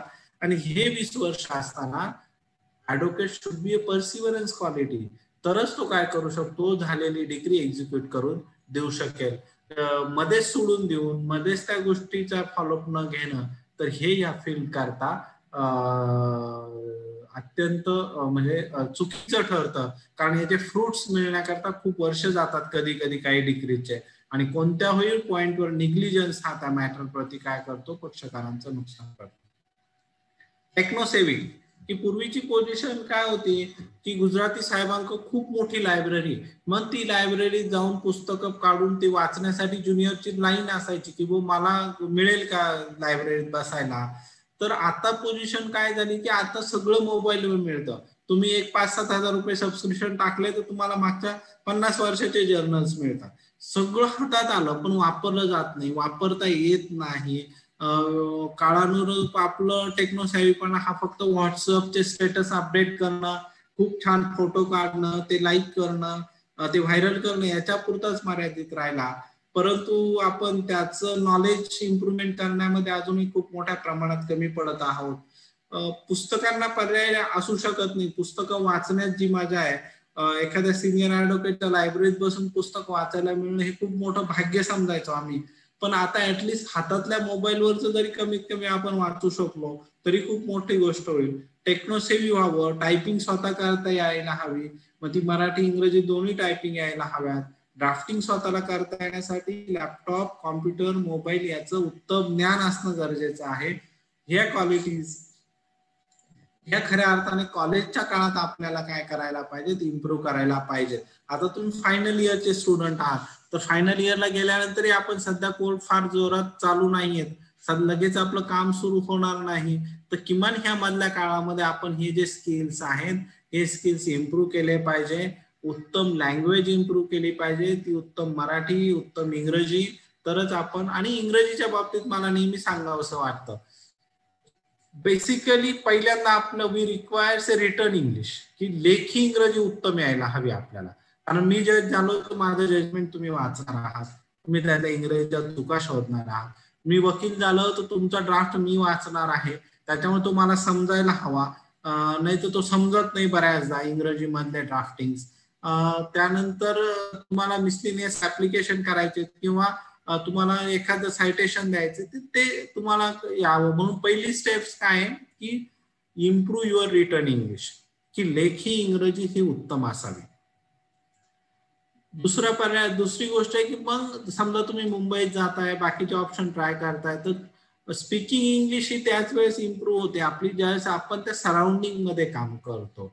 आपण त्या सराउंडिंगचा खूप मोठा इम्पॅक्ट असतो. तुम्ही मुंबईच्या कोर्टात प्रॅक्टिस करायला लागले तर तुम्हाला naturally you have to speak in English. तुम्ही मराठी बोलू शकत नाही कारण सगळेच इंग्रजी बोलतात, स्टाफही इंग्रजीतच बोलतो बऱ्याचदा. मग आपल्याला ती गोष्ट ऑटोमॅटिक जमायला लागते. लँग्वेज बॅरियर हा काही खूप मोठा बॅरियर नसतो. म्हणून आपण ज्या ज्या वातावरणात आहे फक्त रिटर्न इंग्लिश आपल्याला मात्र तुम्ही कुठल्याही प्रांतात असा, कुठल्याही ठिकाणी असा, तुम्हाला उत्तम रिटर्न इंग्रजीची आवश्यकता आहे. सेकंड ऑप्शन आहे रीडिंग. काय वाचायचं आहे तर लॉ ऑफ फॅटर्निटी, मोठ्या झालेल्या सगळ्या माणसांची आत्मचरित्र वाचा, त्या माणसांना वाचा.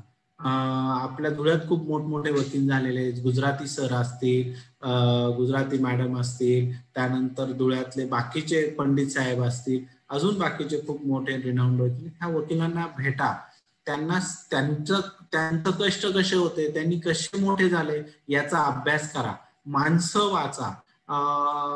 मग तुम्ही ठीक आहे की जस्टिस छागलांचं आत्मचरित्र वाचाल, जयकरांचं वाचाल, त्यानंतर अजून सेटलवाडचं आत्मचरित्र वाचाल, नानी पालखे वाचाल, हे वाचलंच पाहिजे. परंतु आपल्याबरोबर सोबत जी जिवंत विद्यापीठ आहेत इथली, यांचं देखील कष्ट आपण बघणं गरजेचं आहे.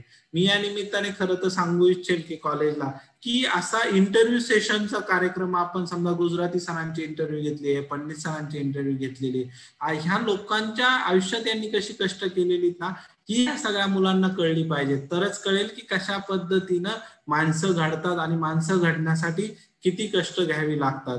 ग्रुप ऍक्टिव्हिटीज करा. ग्रुप ऍक्टिव्हिटी म्हणजे काय खूप मोठा ग्रुप लागतो असं नाही. तुम्ही 3 मित्र असाल, 3 मित्रमैत्रिणी असाल, ठीक आहे, आज 10 सेक्शन वाचून या, 10 सेक्शन वाचून एकमेकांना सांगा, त्यातूनही खूप मोठ्या गोष्टी होतील. सोशली ऍक्टिव्ह असायला हवं. वकील लॉ फ्रॅटर्निटीत काम करतोय आपण आणि आपल्या गल्लीत काय चाललं आपल्याला माहित नसतं.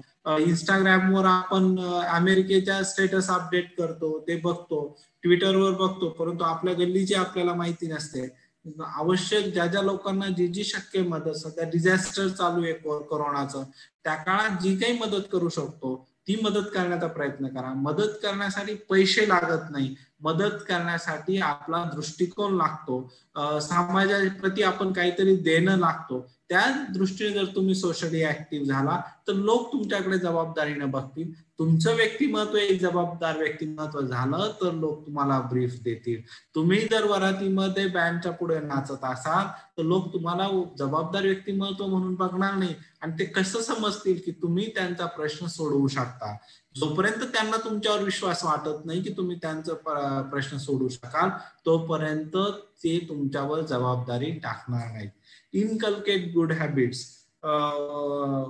वर्ष साधारण आपण वयाच्या आता वकिली जी बघतो आपण ती वयाच्या उशिरापर्यंत म्हणजे 80-85 पर्यंत खूप सिनियर वकील उत्तम पद्धतीने वकिली व्यवसाय करताना आपण बघतो. तर ते त्यांचं सगळ्यात महत्वाचं काय असतं, त्यांचं आरोग्य उत्तम असतं. आपण सगळ्यांनी देखील आपल्या आरोग्याची काळजी घेतली पाहिजे. त्यासाठी छान सवयी लावून घ्या, वाईट सवयी सोडा. बऱ्याचदा आयुष्यात काय असतं की लर्निंग अनलर्निंग अँड रिलर्निंग अशी कन्सेप्ट असते. चुकीच्या गोष्टी आपण शिकलेला असतो की दारू पिणं खूप उत्तम आहे असं कोणीतरी आपल्याला शिकवलेलं असतं आणि मग ती गोष्ट आपल्याला कळते की दारूमुळे आपला आरोग्य खराब होतं. मग ती आपल्याला अनलर्न करायची असते की ही वाईट सवय सोडून द्यायची असते आणि चांगली सवय पुन्हा लावायची असते. अशा अनेक सवयी वाईट असतात. असं मी म्हणत नाही की 1-2, पण खूप काहीतरी आपण जर स्वतःचा जर विचार केला, जर आपल्याला उत्तम आरोग्याने ठेवायचं असेल, उत्तम पैकी आपल्याला संपत्ती कमवायची असेल, ती उत्तम मार्गाने कमवायची असेल तर आपल्याला स्वतःला काय करावे लागतील, चांगल्या सवयी लावून घ्याव्या लागतील. रोज वाचनाची सवय असेल, रोज लिहिण्याची सवय असेल, रोज व्यायामाची सवय असेल, इंग्रजी बातम्या ऐकण्याची सवय असेल, इंग्रजी कंटेंट्स ऐकण्याची सवय असेल, अशा कोणत्याही सवयी, चांगल्या सवयी ह्या काळामध्ये आपण काय करायला पाहिजे, डेव्हलप करायला पाहिजे. सगळ्यात महत्वाचा गोष्ट आहे की मी मगाशी सांगितली well versed with technology. Word, Excel, PowerPoint शिकून घ्या. ही माझी जी स्लाइड आहे ही स्वतः मी केलेली आहे. मी LLB ला असताना पहिले 2 वर्ष मी सॉफ्टवेअर आणि हार्डवेअरचा डिप्लोमा कोर्स करत होतो LLB ला असताना. का की माझ्या वडिलांचं म्हणणं होतं की त्या साधारण ही मी 2002 ची गोष्ट सांगतो, त्यावेळेस ह्या गोष्टी तितक्या उपलब्ध नव्हत्या तालुका लेवलच्या ठिकाणी, तरी आम्ही त्या शिकण्याचा प्रयत्न करत होतो. त्याच्यानंतर जज झाल्यावरही खूप फायदा झाला, वकील झाल्यावर तर झालाच, पण जज झाल्यावरही झाला. तर आपण ह्या सगळ्या गोष्टी शिका. वर्ड, एक्सेल, ऍटलिस्ट आपल्याला लागणारं कॉम्प्युटरचं ज्ञान, उत्तम स्पीडने टायपिंग करणं, ह्या गोष्टी येणं अत्यंत आवश्यक आहे.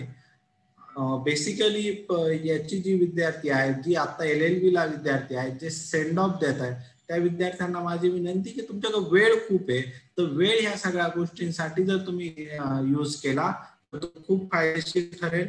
आपलं उत्तम व्यक्तिमत्व घडू शकेल आणि ज्यावेळेस कॉलेजमधून बाहेर पडाल त्यावेळेस तुमच्या हातात खूप मोठे स्किल्स असतील. एक स्किल महत्वाचं सांगायचं राहिलं ते म्हणजे ड्रायव्हिंग स्किल्स. 4 व्हीलर ही आज प्रत्येकाला येणं आवश्यक आहे. म्हणजे इट्स नॉट ए लक्झरी. मी मुलींना आवर्जून सांगेल की मुली टाळतात गाड्या शिकण्याचं, पण ही गाडी शिकणं ही गरज आहे. आपल्याला 4 चाकी 2 चाकी गाडी ही उत्तमपणे चांगल्यापणे चालवता यायला हवी, आपल्याकडे ड्रायव्हिंग लायसन हवं, ह्या गोष्टी देखील आपल्या कॉलेजच्या काळात शिकून व्हायला हव्यात. सगळ्या गोष्टी आपण उत्तम पद्धतीने, एक उत्तम माणूस सुरुवातीला आपल्याला घडणं गरजेचं आहे, त्यानंतरच आपलं उत्तम करिअर घडू शकतं. बऱ्याचदा उत्तम करिअर घडण्याच्या नादामध्ये आपण आपल्या मधला माणूस घडवत नाही. म्हणून मी एवढंच सांगेन की आपण उत्तम माणूस बना, आपोआप उत्तम करिअर आपलं घडू शकेल. एवढं बोलून मी इथे थांबतो. आपण सर्वांनी मला बोलण्याची संधी दिली, ऐकून घेतलं, त्याबद्दल सगळ्यांचा खूप खूप आभारी आहे. आदरणीय गुजराती मॅडमचा मी स्पेशली आभार मानतो की त्यांनी हा कार्यक्रम घडवून आणला. त्याबद्दल मॅडमचे, बिहानी मॅडम एवढ्या म्हणजे मला कौतुक वाटतं की मॅडम स्टार्ट टू एंड सगळं ऐकतायत. आपल्यापैकी कितीतरी लोकांनी थोडस काही कंटेंट्स मिस होत असतील, पण आदरणीय बिहानी मॅडम देखील हे सगळं, अर्थात त्यांना आता कोणतंही करिअर करायचं नसताना देखील त्या पूर्ण ऐकतायत. तर हे सगळ्या मॅडमला मी आभार मानतो.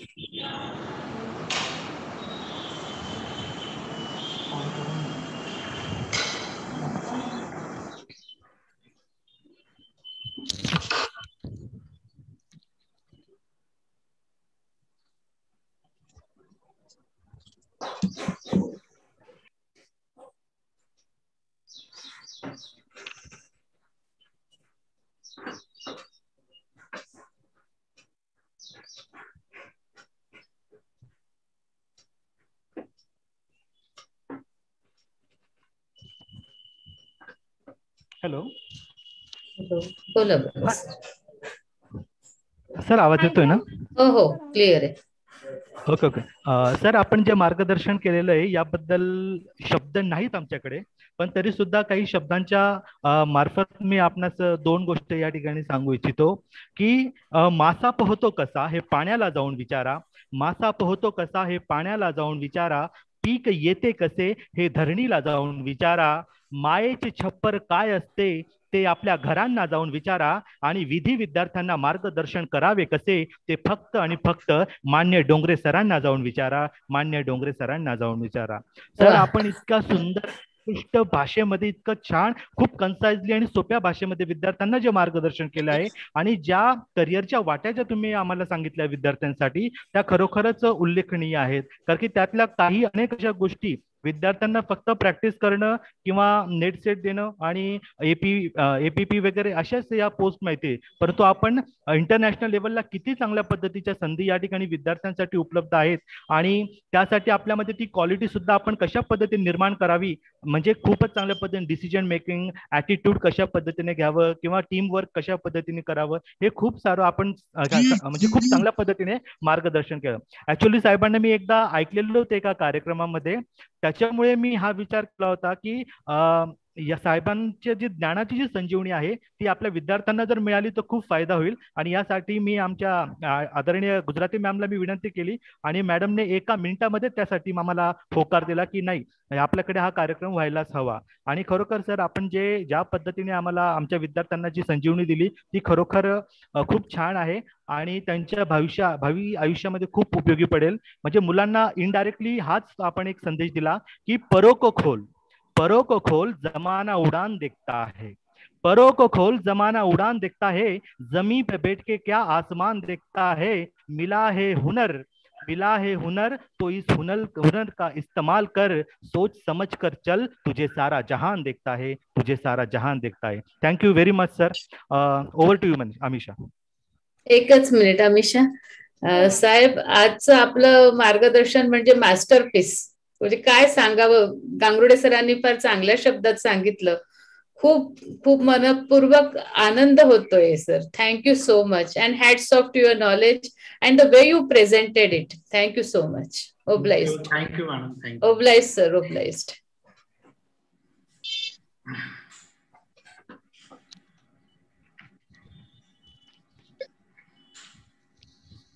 Thank you, sir. About this program, I would like to say to all my senior friends that farewell is not the end. It cannot be the end of memories and bonds.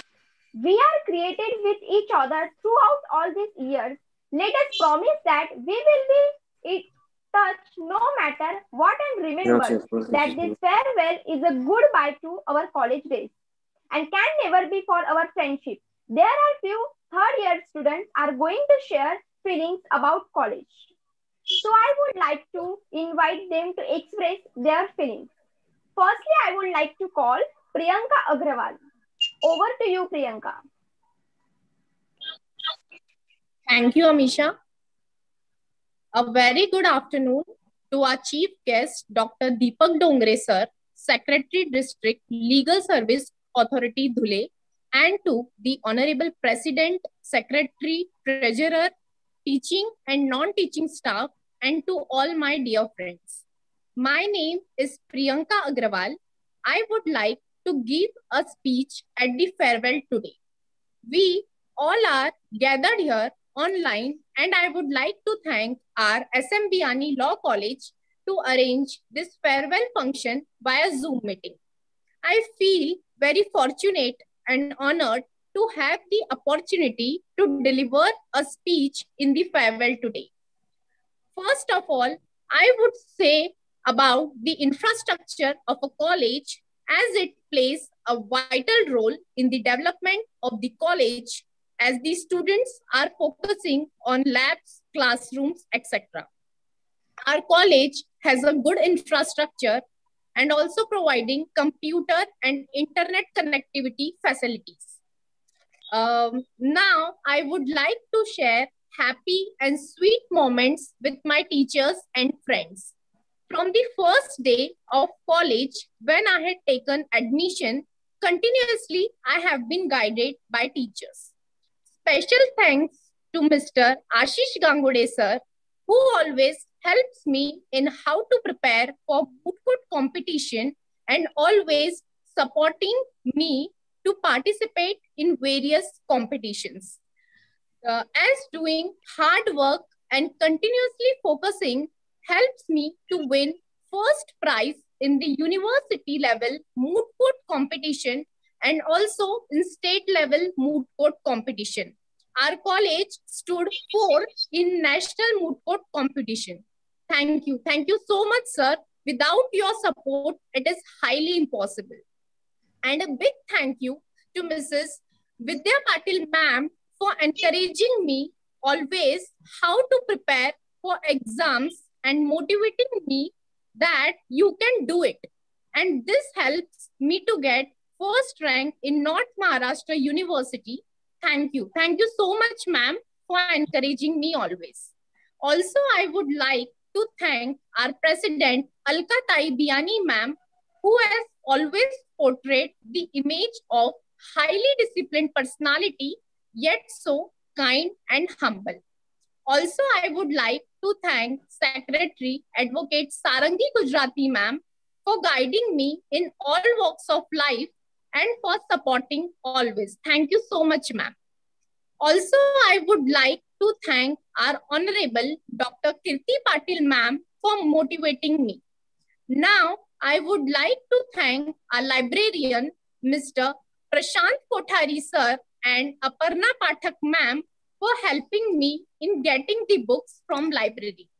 Last but not the least, I would like to thank to all my dear friends. I am feeling very sad that we will be leaving our college now. This place has been like the second home for us as we have spent most of our time. Thank you so much to all of you for making this farewell function memorable with your presence. Thank you. Thank you so much. Thank you. Now I would like to call Usha Pagare ma'am. Over to you. Thank you, Amisha. Thank you, Amisha. मी उषा पगारे, तृतीय वर्ष SM Biani college. व्यासपीठावरील मान्यवर माननीय न्यायाधीश डोंगरे साहेब तसेच इतर मान्यवर यांचे मी हार्दिक स्वागत करते. प्रथम मला इथे बोलण्याची संधी दिली त्याचा मला मनापासून आनंद होत आहे. कोरोना या महामारीमुळे आपण एकमेकांना भेटू शकलो नाही, पण कॉलेजमधील सर्व स्टाफने आमचे जे ऑनलाईन लेक्चर घेतले ते अतिशय हसत खेळत व साध्या सोप्या भाषेत घेतले. मला इथे आवर्जून उल्लेख करावासा वाटतो तो म्हणजे प्राध्यापक गांगुर्डे सरांनी घेतलेले आमचे मूट कोर्ट प्रॅक्टिकल. सरांनी आमचे प्रॅक्टिकल ऑनलाईन पद्धतीने मॅनेज केले. त्यामध्ये सरांनी आम्हाला प्रत्येक गोष्टीचा सराव व्हावा म्हणून क्रिमिनल केस, सिव्हिल केस करून घेतल्या. यातून आम्हाला शिकायला मिळाले ते म्हणजे युक्तिवाद कसा करावा. सरांनी आमचा खूप सराव करून घेतला. मी मनापासून त्यांना धन्यवाद देईन. नक्कीच याचा आम्हाला भविष्यात उपयोग होईल. पुढे म्हणजे कॉलेजमध्ये विद्यार्थ्यांसाठी सर्व सुखसोयी उपलब्ध केल्या आहेत.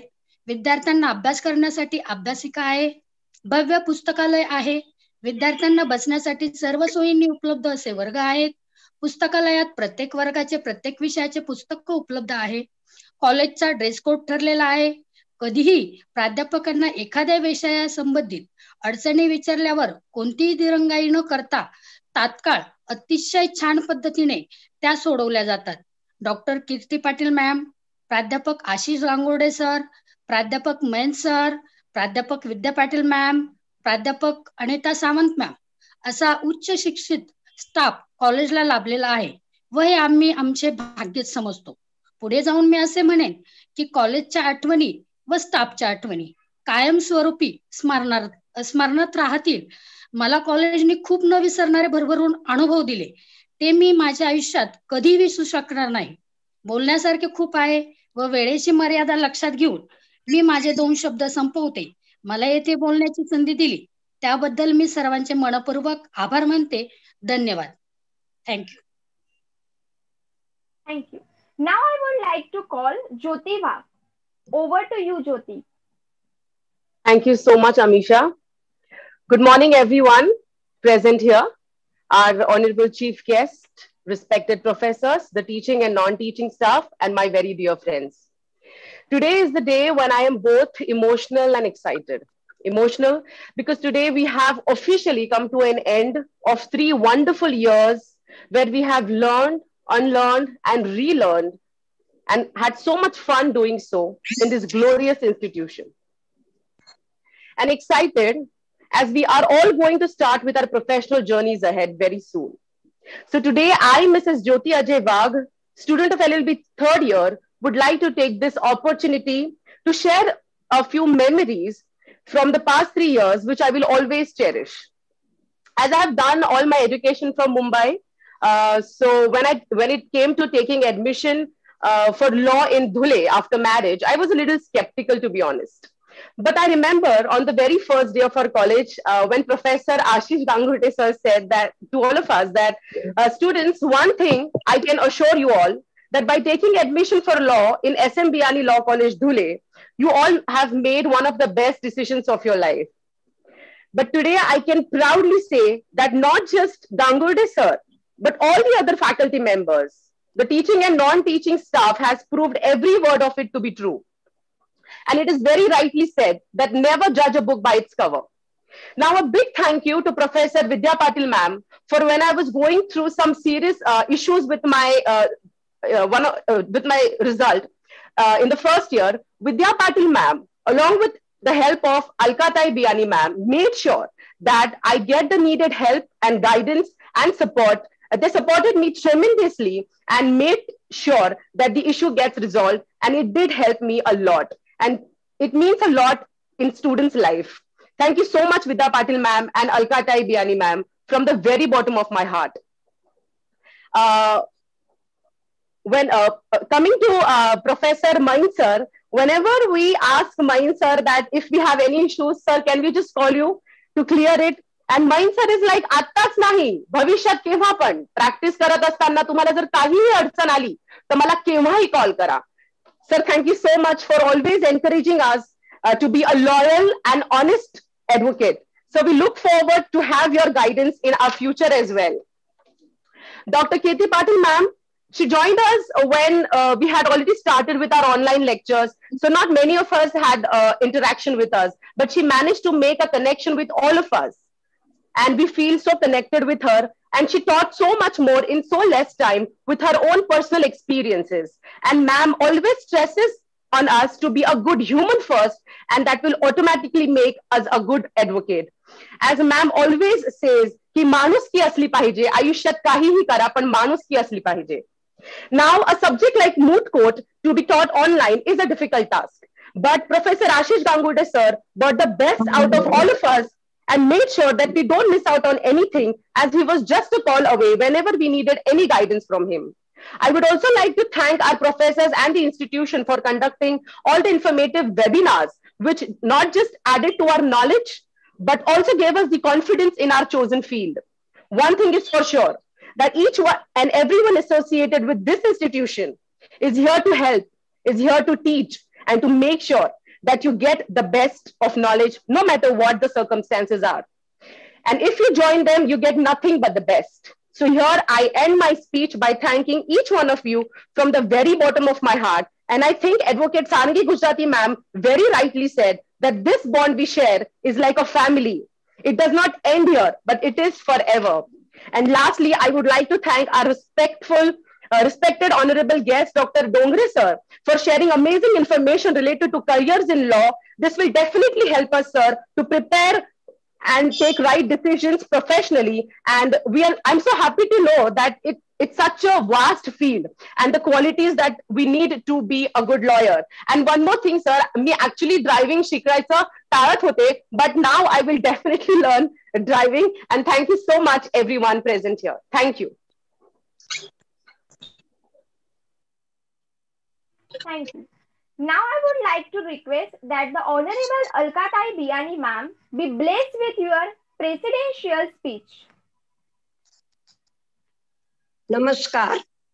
सर्वांना नमस्कार करून आजच्या समारंभाचे आपले प्रमुख पाहुणे, अतिशय बहुआयामी व्यक्तिमत्व असलेले डॉक्टर माननीय डोंगरे साहेब, सर्व पदाधिकारी, प्राचार्य, सर्व स्टाफ, विद्यार्थी मित्र मैत्रिणींनो आणि आजचे उत्तम मूर्ती, इथून पास होणारे विद्यार्थी, त्याचबरोबर सर्व यशस्वी विद्यार्थ्यांचं मी मनापासून हार्दिक अभिनंदन करते. आणि आपल्या विद्यार्थ्यांनी आज इथून जरी निरोप घेतला तरी तो निरोप काही निरोप शेवटचा नसतो. ते कायमस्वरूपी आपल्या कॉलेजशी जोडलेले आहेत, आपल्या संस्थेशी जोडलेले आहेत आणि त्यांनी सतत आपल्या संस्थेवर प्रेम करावं आणि पुढे भविष्यात जाऊन मार्गदर्शनही करतो. आज सर्वांनी आपला कोर्स पूर्ण करून उज्ज्वल भविष्यासाठी पुढे मार्गक्रमण करणं सुरू करणार आहे आणि सर्वांनी आपलं भविष्य उज्ज्वल करण्यासाठी आपल्याजवळ काय काय असायला पाहिजे, कोणती कोणती स्किल्स असली पाहिजे, आपण कष्ट करण्यासाठी किती उतावळे असलो पाहिजे, कुठेही मागे सरणार नाही, हे सगळं आज आपल्याला डोंगरे साहेबांनी सांगितलेलं आहे. प्रत्येक गोष्टीची रिपिटेशन करण्याची गरजच उरली नाही असं मला वाटतंय. कारण डोंगरे साहेबांचं आजचं भाषण हे मला वाटतं भारतात जे वेदांना महत्व आहे तेच आजच्या भाषणाला आपण महत्व देऊया. कारण डोंगरे साहेबांनी सांगताना त्यांनी असं म्हटलं की बियाणी मॅम सर खरोखरच आपलं भाषण सोडण्यासारखं नव्हतंच, एकही ओळ सुटू नये अशी अपेक्षा वाटत होती.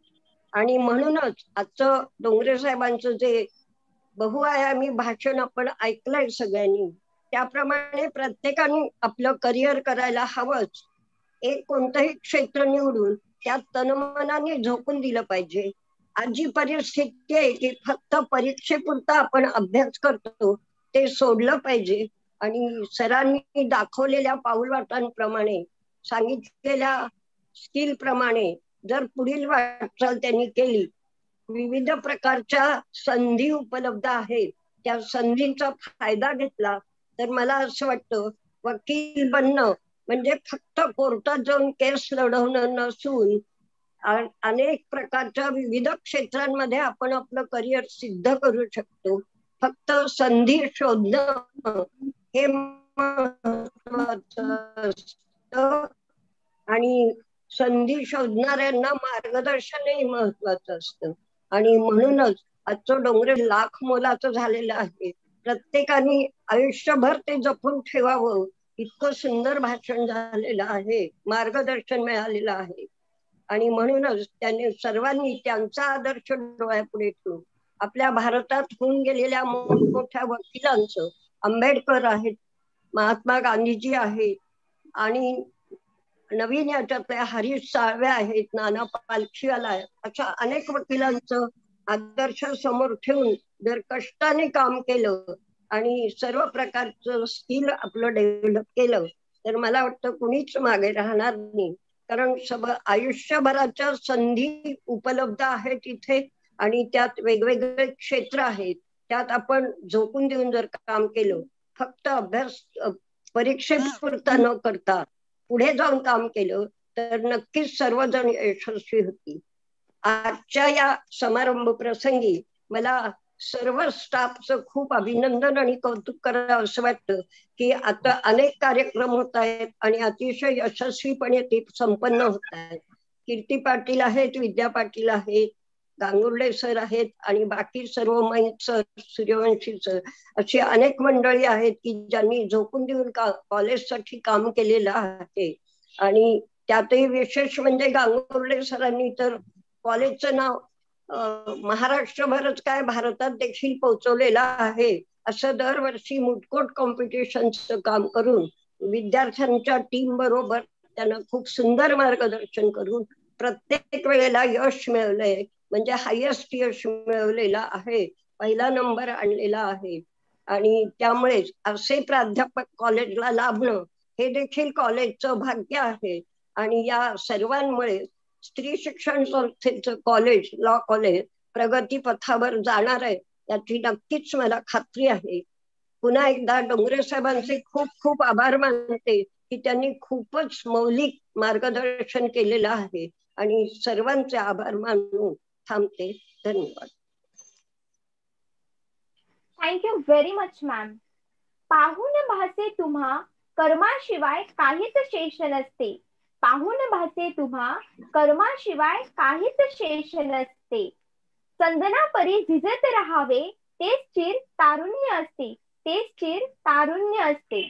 नाव I request Pratiksha Patil for vote of thanks. Over to you Pratiksha. Thank you, Amisha. Good afternoon to everyone present at this auspicious moment at the SM Biyani Law College farewell function for 2020. I am Pratiksha Kunal Patil, student of first year LLB. It gives me great pleasure to present the vote of thanks for this event to all dignitaries present. It is rightly said that thankfulness is the beginning of gratitude and gratitude is the completion of thankfulness. Now, we take this golden opportunity to thank that respected chief guest of this function, Honorable Mr. Deepak Dongre sir, Secretary of District Legal Services Authority Dhule, for attending this function in his busy schedule and giving his motivating thoughts and valuable time. I would like to extend my thanks to the president of today's function, Honorable Alkatai Biyani ma'am, President of Women's Education Society. I would also like to thank Advocate Sarangitai Gujrati ma'am, Secretary Legal Education Center of Women Education Society. I would also like to thank Honorable Shilpatai Maskar ma'am, Secretary of Women's Education Society. I would also like to thank Honorable K.U. Nabaria sir, Treasurer of Women's Education Society. I would like to extend my thanks to all members of Management Committee, all members of Advisory Board, and all head of the Department of Women's Education Society. I especially thanks to Siddesh Computer for availing link and technical support. I also thanks to Sarang Kulkarni sir. Last but not least, I thanks to Honorable Dr. Kirti Patil ma'am, Honorable Professor Vidya Patil ma'am, Honorable Professor Ashish Gangude sir, all lecturers, and Honorable Professor Prashant Kothari sir, Honorable Professor Aparna Pathak ma'am, Honorable Mr. Bhagwan Pingre sir, Honorable Mr. Jagdish Gaikwad sir, and all students of this glorious institution. ऋणी आहोत आम्ही आपले देतो शब्द सुमनांचा उपहार. ऋणी आहोत आम्ही आपले देतो शब्द सुमनांचा उपहार. आपला मौल्यवान वेळ दिला आम्हासाठी आज मानते आपले मनापासून आभार. आज मानते आपले मनापासून आभार. Now I hand over the mic to Nikita Jain for conclusion of the program.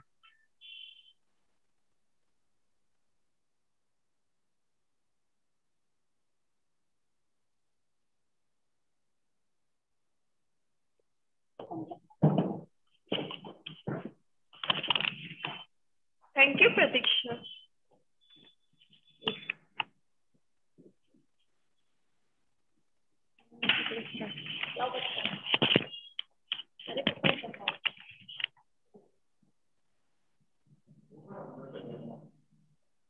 Thank you, Pratiksha, for handing over a mic for the conclusion program.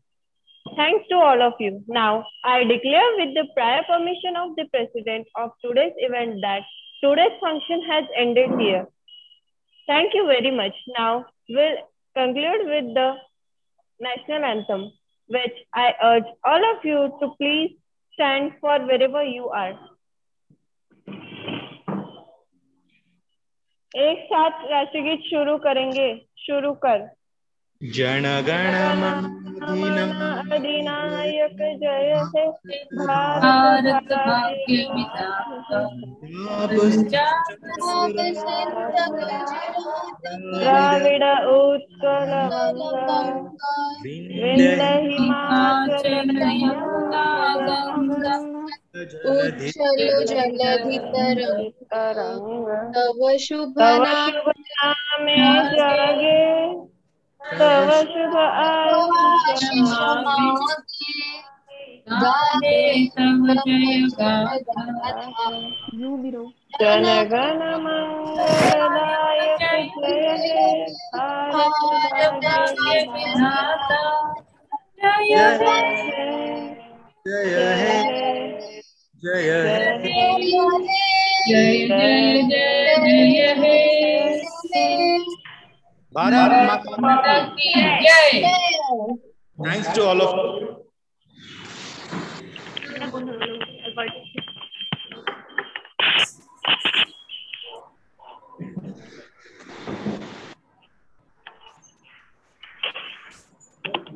Okay, all dear anchors, very good performance. First year students,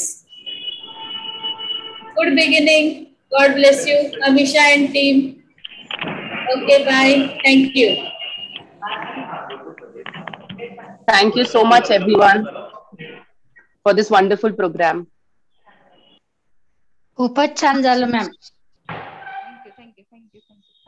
येत राहा कॉलेजला. मला फार आनंद झाला. Third year students all the best. येत राहा, तुमचंच आहे कॉलेज अजूनही. Thank you ma'am. All the best. See you all. Bye.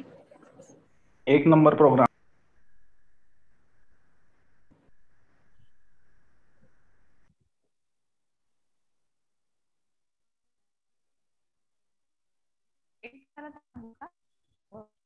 त्यांना फोन करू. तेच करतील. आपण त्यांना फोन करू.